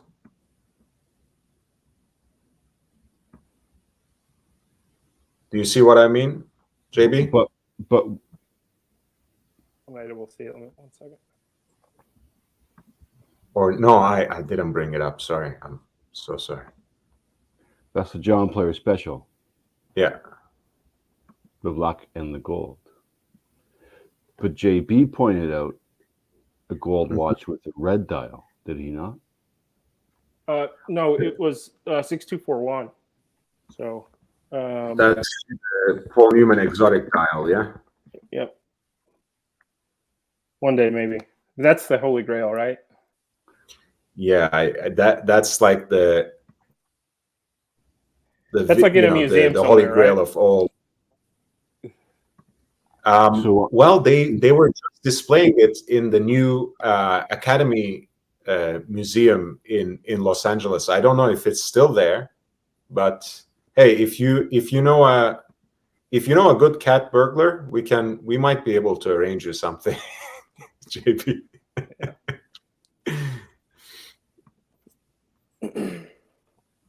But yeah, this is the JB show up. Go ahead. Was that a patinaed John Player special that JB showed us in the catalog? Yeah, let me get back to it. Yeah. I think I have the same book, so I'll try to see if I at least have a similar visual. How about the watch box's hand painted dial that he showed today? I'll have to go back and see what that exact one was, but he had some beautiful watches.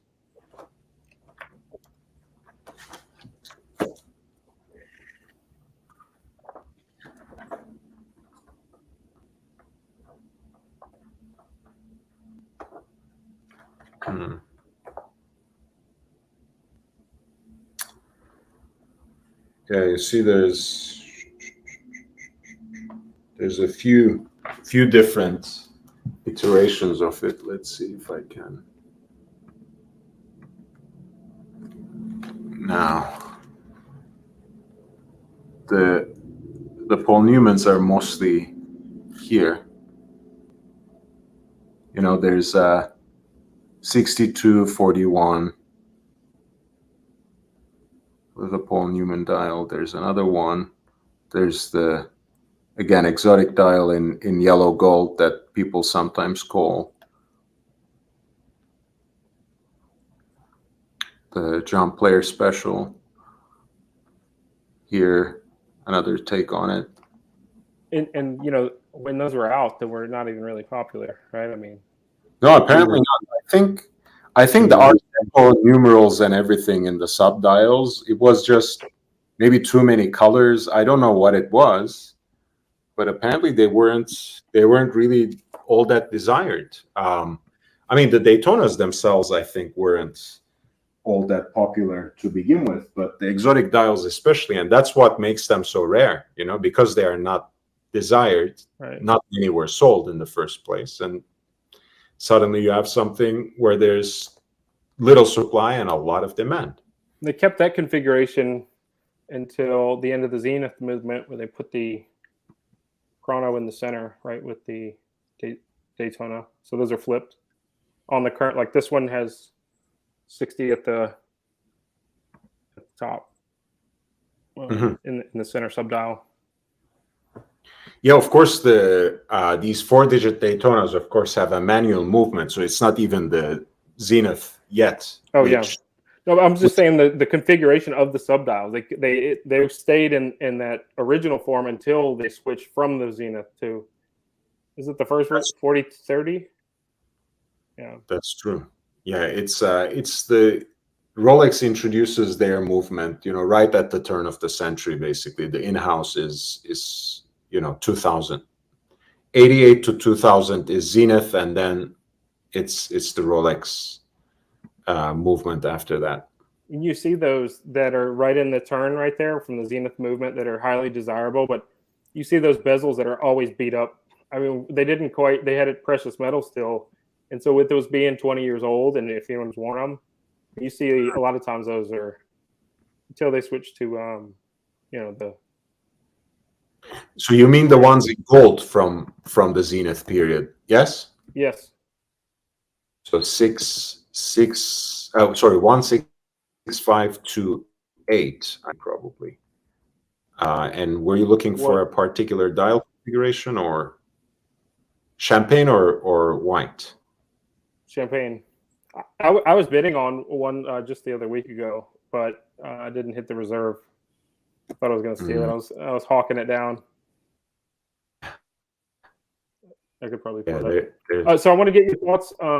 If we could change gears on the Canelo fight, or you can save it for one of your shorts. Oh no. I mean, it's wrapping up, getting toward the end. Maybe we could switch to boxing with oh, of course, we can kind of start signing off with that, I think. So, guys, if you haven't upvoted yet, please upvote. It really helps. It helps me gain some exposure. Share the link, spread the word on other platforms, help me get monetized. But until then, of course, you can always contribute via PayPal at lordhellespontv@gmail.com, or with Cash App, which is $LHVV. So we will just assess the fight from yesterday and close with that. JB, first of all, I thought, look, we had some of these concerns in the Kovalev fight too, because for someone who has fought the first half of their professional career at 154, at junior middleweight, so to speak, to have moved up to 175, which is their, you know, fourth weight category, right? He's carrying a lot more weight than he's used to. And even though we have said before that 168, you know, super middleweight might well be his prime, for his frame, you know, he's a pretty stocky guy, but he's just 5'8", or maybe 5'8.5", something like that. That's quite diminutive for light heavyweight. Light heavyweights are usually 6 feet and up. Right, 6 feet, 170, and they walk around probably 195, and they're broad-shouldered dudes. They're bruisers.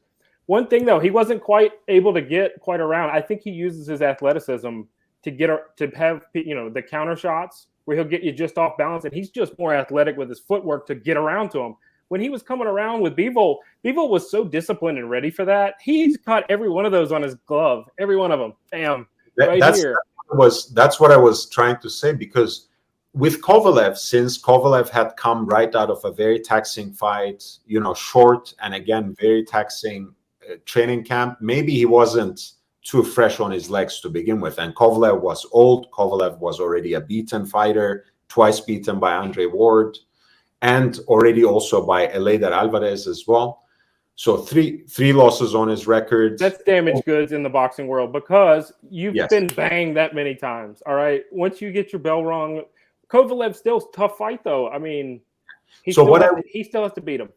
But what I was trying to say is, even relatively speaking to someone who has already slowed down like Kovalev, Canelo looked slower than his usual self at 175. So that was a worry already. And it really played out that way. And in the second half of the fight, Canelo fell even more flat, and Bivol seemed to have gained a second wind, basically. From the sixth round onwards, Bivol started becoming more active, started throwing more punches, and it was almost, he was getting faster as Canelo was getting slower.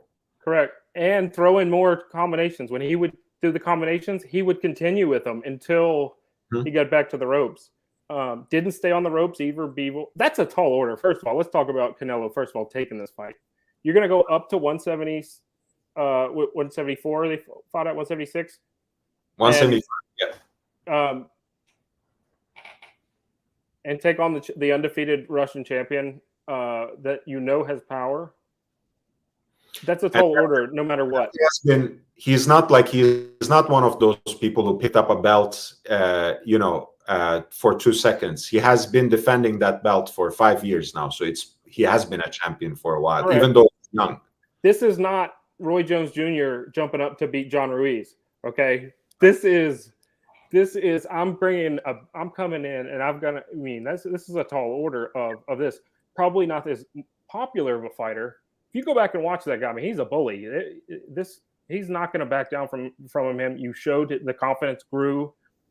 The fact that Canelo on all 4 judges' scorecards won those rounds is just the patty cake of the A side right there. Yeah, I think. Look, I was padding my scoring already, and I gave him even more than that. But realistically, you can make a case maybe for 4 rounds for Canelo, and on judges' cards he had 5, and even that wasn't really deserved. The other thing that I wanted to say is, so when he started his campaign in earnest at 168 at super middleweight, the first champion he fought was Callum Smith, right?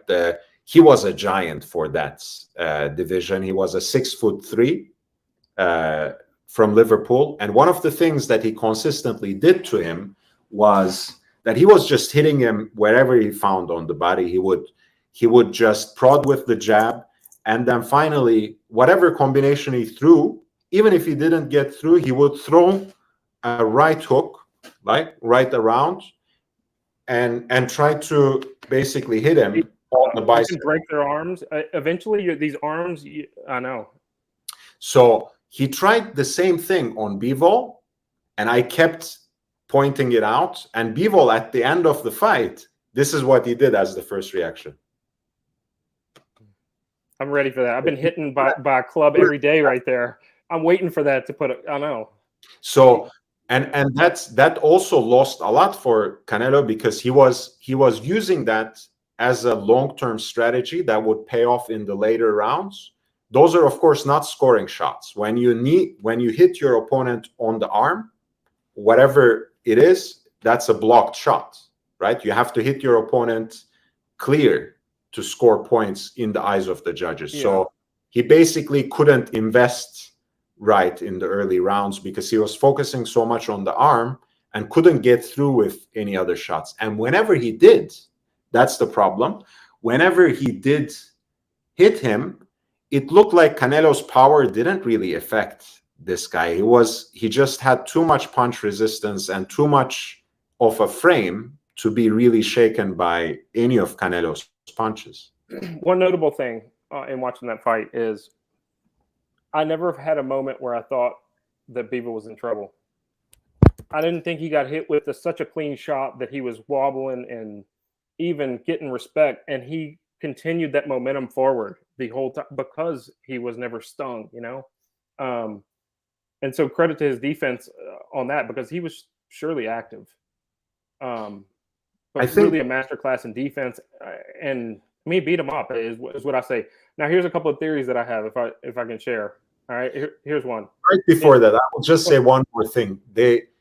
I think, like, because he felt that he could take Canelo's power, right? I think there were moments where he would just let Canelo just throw a few punches, punch himself out, and then he would come back at him, like, you know, with very simple, straight, and powerful 1-2s, 1-2-3s, and push him right back. And sometimes he would do that for the course of a round, and the next round, Bivol would come even more fresh, even faster, even more seemingly more powerful. So there were moments like that as well, when I thought, like, you know, this guy really has the entire fight plan figured out in his head. But sorry, I cut you off. Go ahead. No, these can wait. That was good. So I was kind of thinking, though, that what if Canelo walks around at 200 and he actually is depleted going down, and once, you know, the Chavez Jr. Syndrome, when you've just made too much money and you're just not going to work as hard to do it, and you can't. It's probably not fair. This is the first fight you've seen him drop, besides the Mayweather fight. But at some point, you wonder, maybe it was just too much for him. Bivol's just too good. I don't know.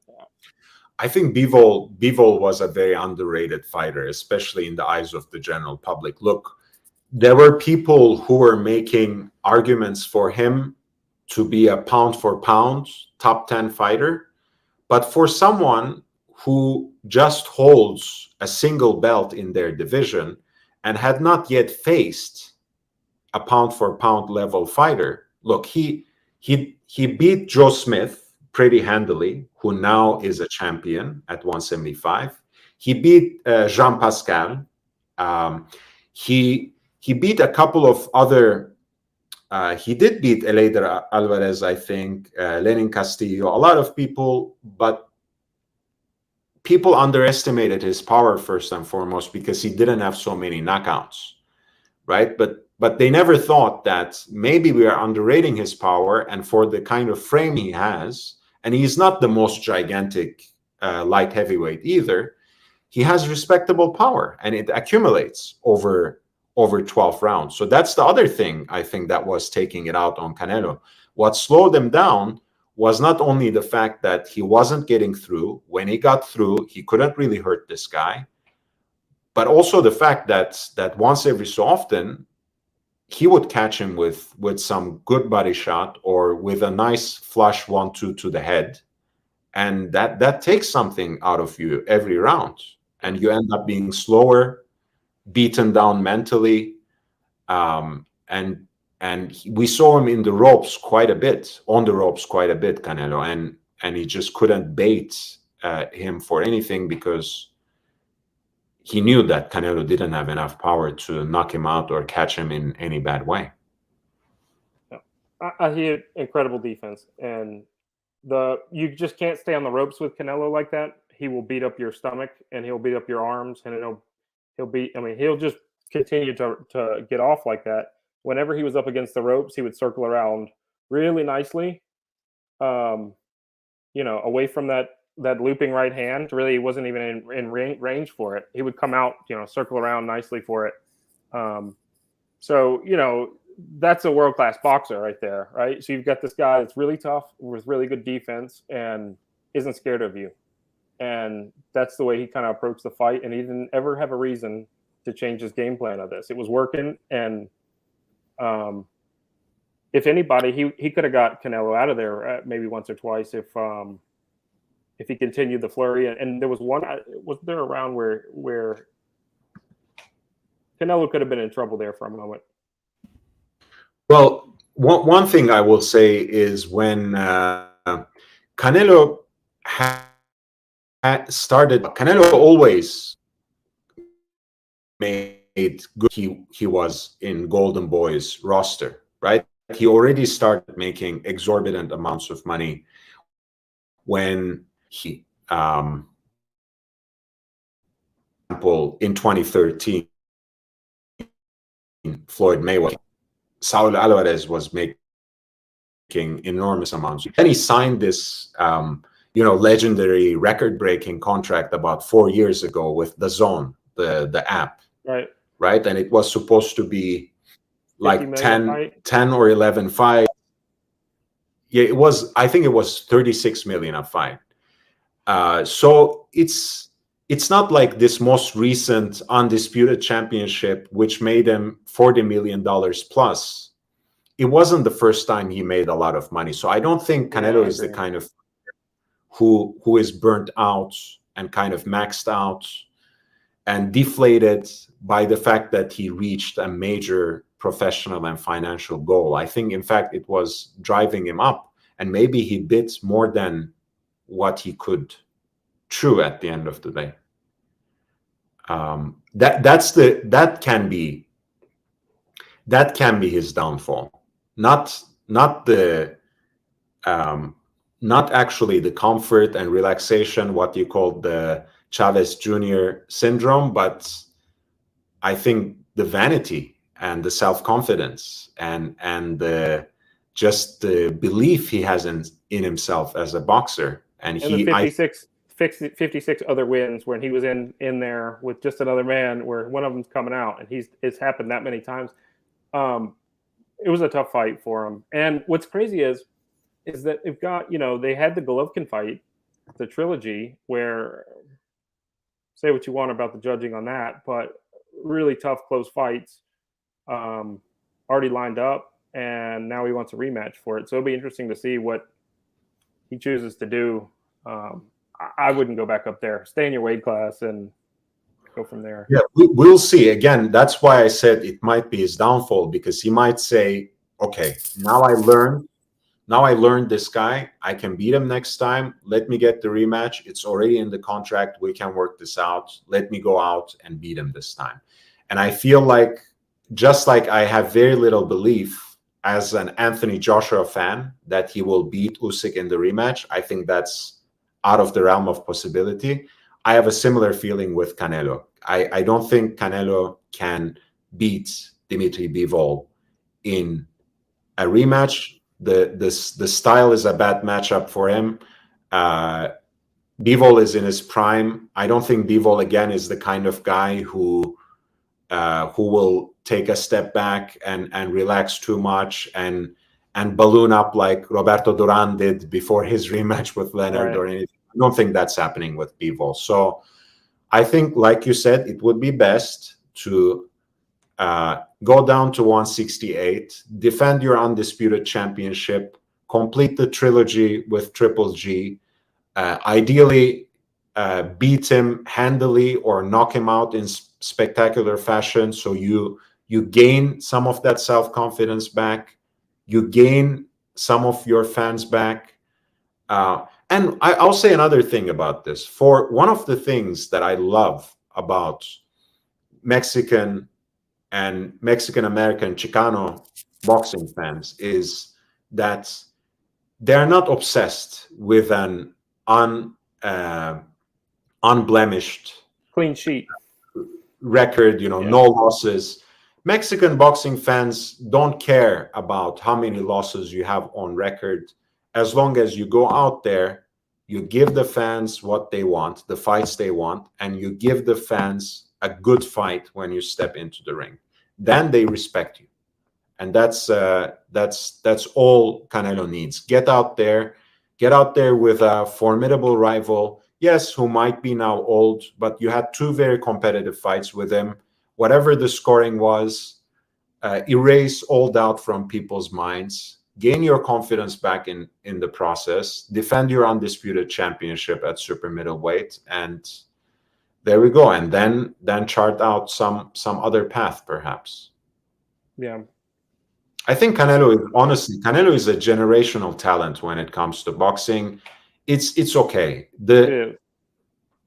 You remember we were talking about this with the Virgil Hunter corner talk with Andre Ward in Kovalev. He says, Leonard fell down, Ali fell down, go out there. And the idea is that, the best have been knocked down, knocked out, lost fights, but they really proved their greatness in coming back and beating some of their most formidable rivals. So, but in that example, you're talking about Andre Ward, who did get his bell rung by Kovalev in the second round and never lost. So credit to him. Now, Mayweather was smart to fight Canelo when he did, right, at the young part of his career. He said, he can't fight him when he was 40 wins in or 50 wins in, and he beat him 12-0, right? I mean, all three scorecards, and stunning him in the very first round, and Canelo wasn't himself since then. That performance would have been completely forgotten about, and he would be with Mayweather as a generational talent, like you were saying, in the Andre Ward and Mayweather in my book. If he would have made this jump, and maybe in his mind he's made enough money, and as long as he can get to this point and beat and get this belt, I'm done with boxing. Think of how many weight classes Pacquiao's been a champion at. Yeah, champion's a champion, right? I mean, you've claimed that belt, and maybe that's that mountain, and it may be ugly if he signed a 12-fight contract. Look, here's the thing. Again, Canelo picked Kovalev, the right opponent at the right time. That was a great notch on his own belt. A 4th weight division championship, that was great. And he came back and conquered the entire 168, because before that, he had only fought Rocky Fielding, and that was a secondary version of a world championship, the WBA regular belt, so to speak, rather than the super.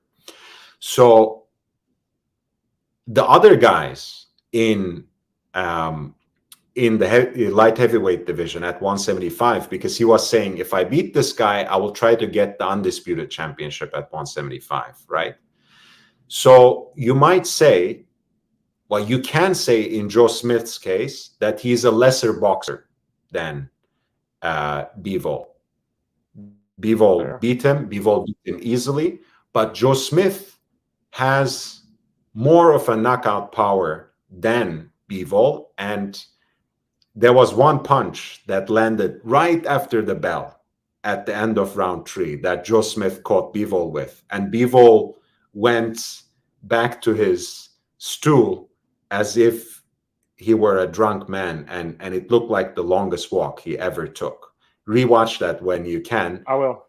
And he was shaken, but he recovered and came back and was just fine for the rest of the fight. So Joe Smith might be a lesser boxer, but he knocks a knockout punch. Artur Beterbiev, the other Russian champion who holds 2 of the belts, he has knocked out and stopped every last opponent that he fought as a professional. So they're fighting in a matter of in less than a month now. And I cannot imagine why Canelo would insist, I'm going to come back, I'm going to beat Bivol, and then try to unify with the winner of Joe Smith versus Beterbiev, because that's those murderer's row. Again, I think Bivol is underrated in terms of his power. But on the other hand, these guys have knockout power, and Beterbiev, actually, he might not be the most technically gifted boxer, but he actually has good feet insofar as he always places himself in the right place for his shots to get the best leverage from his shots. And unlike Bivol, he can actually crowd his opponent, pressure them, and even at close range, where he doesn't have to extend his punches, when he can shorten them up, he still gets a lot of power on them, and he has knockout power at those shortened shots, and that's a very unique gift. That's a very tough man who, again, might not be a giant in that division in terms of his size, but he fills in every inch of that body with pure strength. So those two guys, if Bivol's power has been affecting Canelo over 12 rounds, those two guys might actually be able to knock him out, and he doesn't want that. He doesn't. So I think Canelo sees that third round and says, I can do that, and I've done that to almost everybody I've fought. And I don't think he can get through that night. He can't. I think he was just flat, or he just wasn't his night. And he's going to have a puncher's chance. He can fight that guy again and catch him one of those times. Bivol can make a mistake, and Canelo can make him pay. So you can never really count him out. I mean, so he may not be that crazy for it. If he catches him on one of those stingers that he had, I mean, Canelo, I don't know. I mean, I won't discount it because, again, Canelo has a lot of cumulative power. Right? You know, he's not necessarily a one-punch knockout kind of guy, although he has done that too. Right. Don't take me wrong, especially when he outsized and outpowered his opponent to a large degree, like the Amir Khan fight, for example. In this case, the proportions are in the other direction, right? So now he's outsized and perhaps outpowered by his opponent. But I agree with you. I don't discount him, and maybe he can come back and buzz him in such a significant way and then pile on and maybe even stop him. I don't want to discount that. But what's the end game? That's what I'm trying to ask. Well, JB. I think that's why the money line was minus 300 is because Canelo will go out there and do that to somebody. And he's just that tough, and he's just going to be that fast, and you just going to have to stop him. And, yeah, you've got a tough guy in front of him, but he's game for it, and he's going to outwork you. He's going to have the 60-40 advantage in judging. And if as long as you don't fight me, I'm going to put the flashes out there to to win the fight. And Bivol was ready for him. And I mean, the thing is, again, like, where do you go from there? Let's say he came back and he actually stopped Bivol in a way that you're saying might happen. Like, what next? Then you go down and fight Triple G? I would say, look, I respect Canelo a great deal. I think, yes, maybe he has a chance to stop Bivol in a rematch. I don't think so, but let's say yes.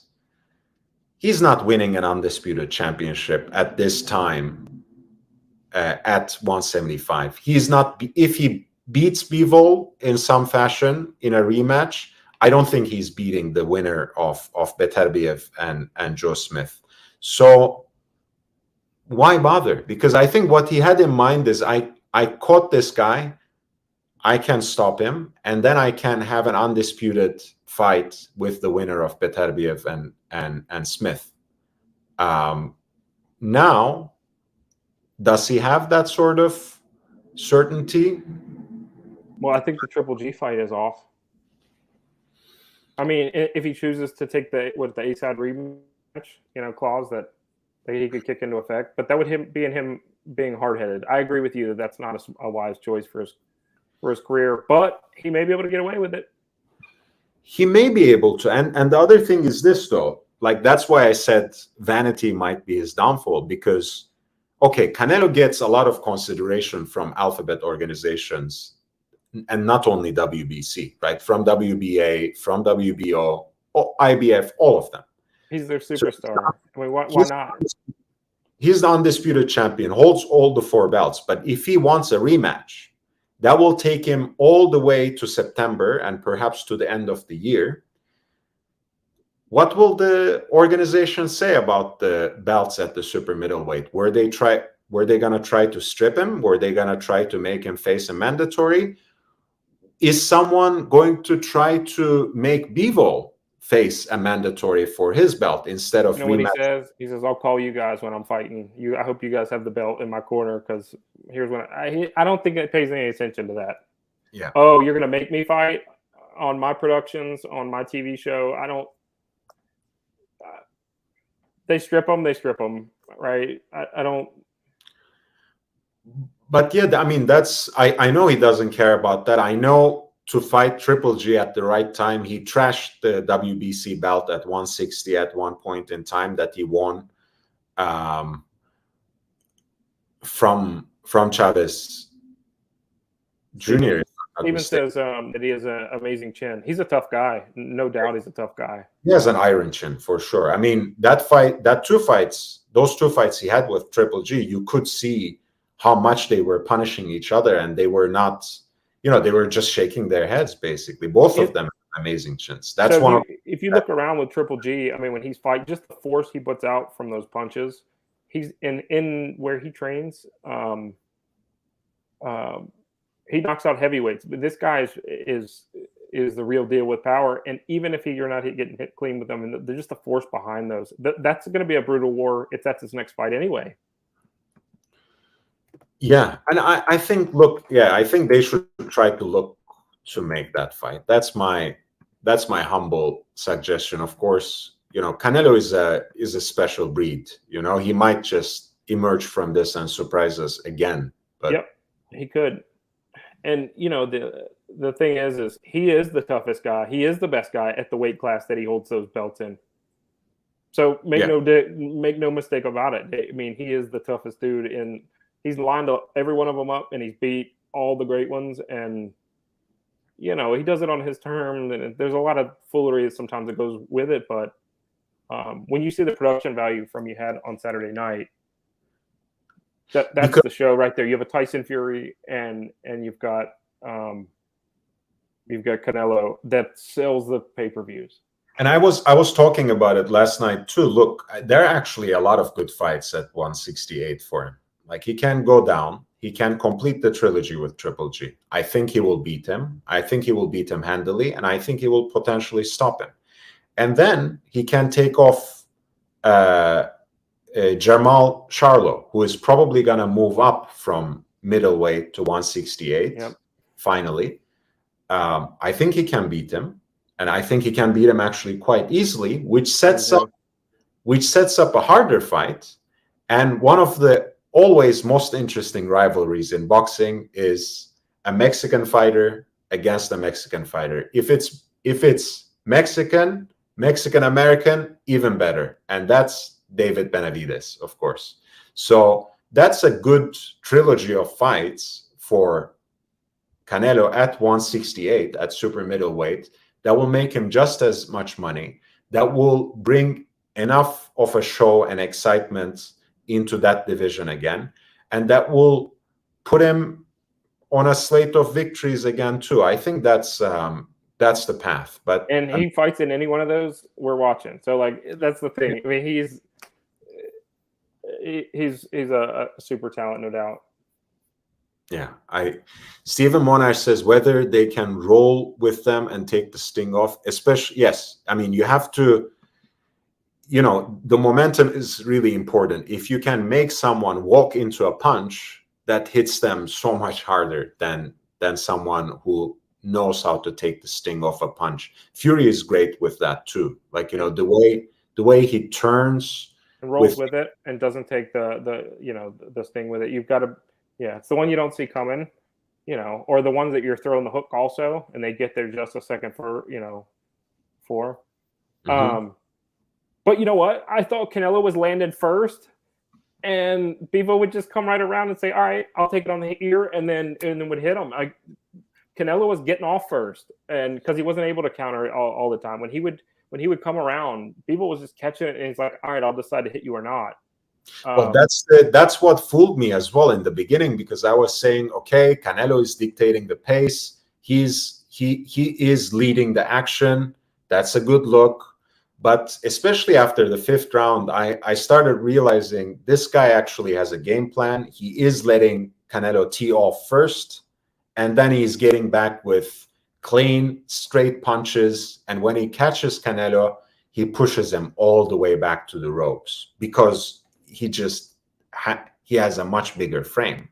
I mean, that affects. But you saw a Fury, I think it was maybe the sixth round, when Bivol lands probably about a 7 or 8 punch combination, rocks him all the way back to the ropes.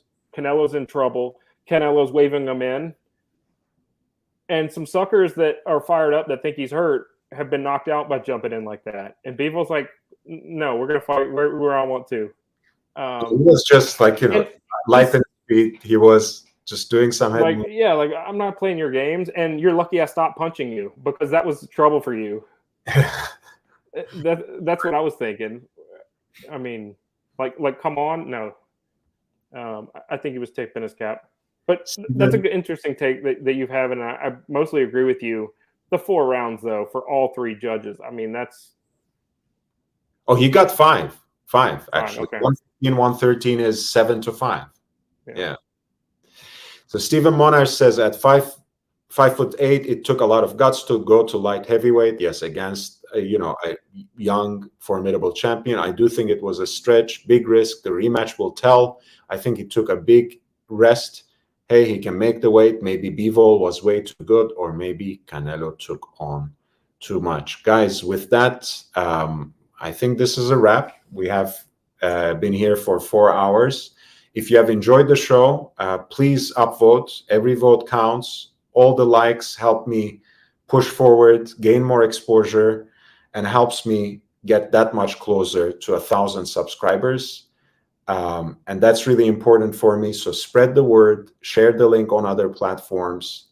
It's a great help to get me monetized. Until then, if you want to encourage me, if you want to help out, you can always consider a PayPal contribution, and that is at lordhellespuntv@gmail.com, lordhellespuntv@gmail.com. I also have a Cash App, $LHVVV, $LHVVV. Thank you, guys. Take care. Great show. JB, thank you. Yep. We'll see you. Bye-bye. Bye. So everyone who has joined me in the panel, and everyone who has contributed from the chat with the questions, with the interjections, with all your wonderful contributions, I'm really grateful. Thank you again. I will see you tomorrow early, and I will see you also on Archie's live stream and my after show as well. And until then, I bid you adieu. Take care and have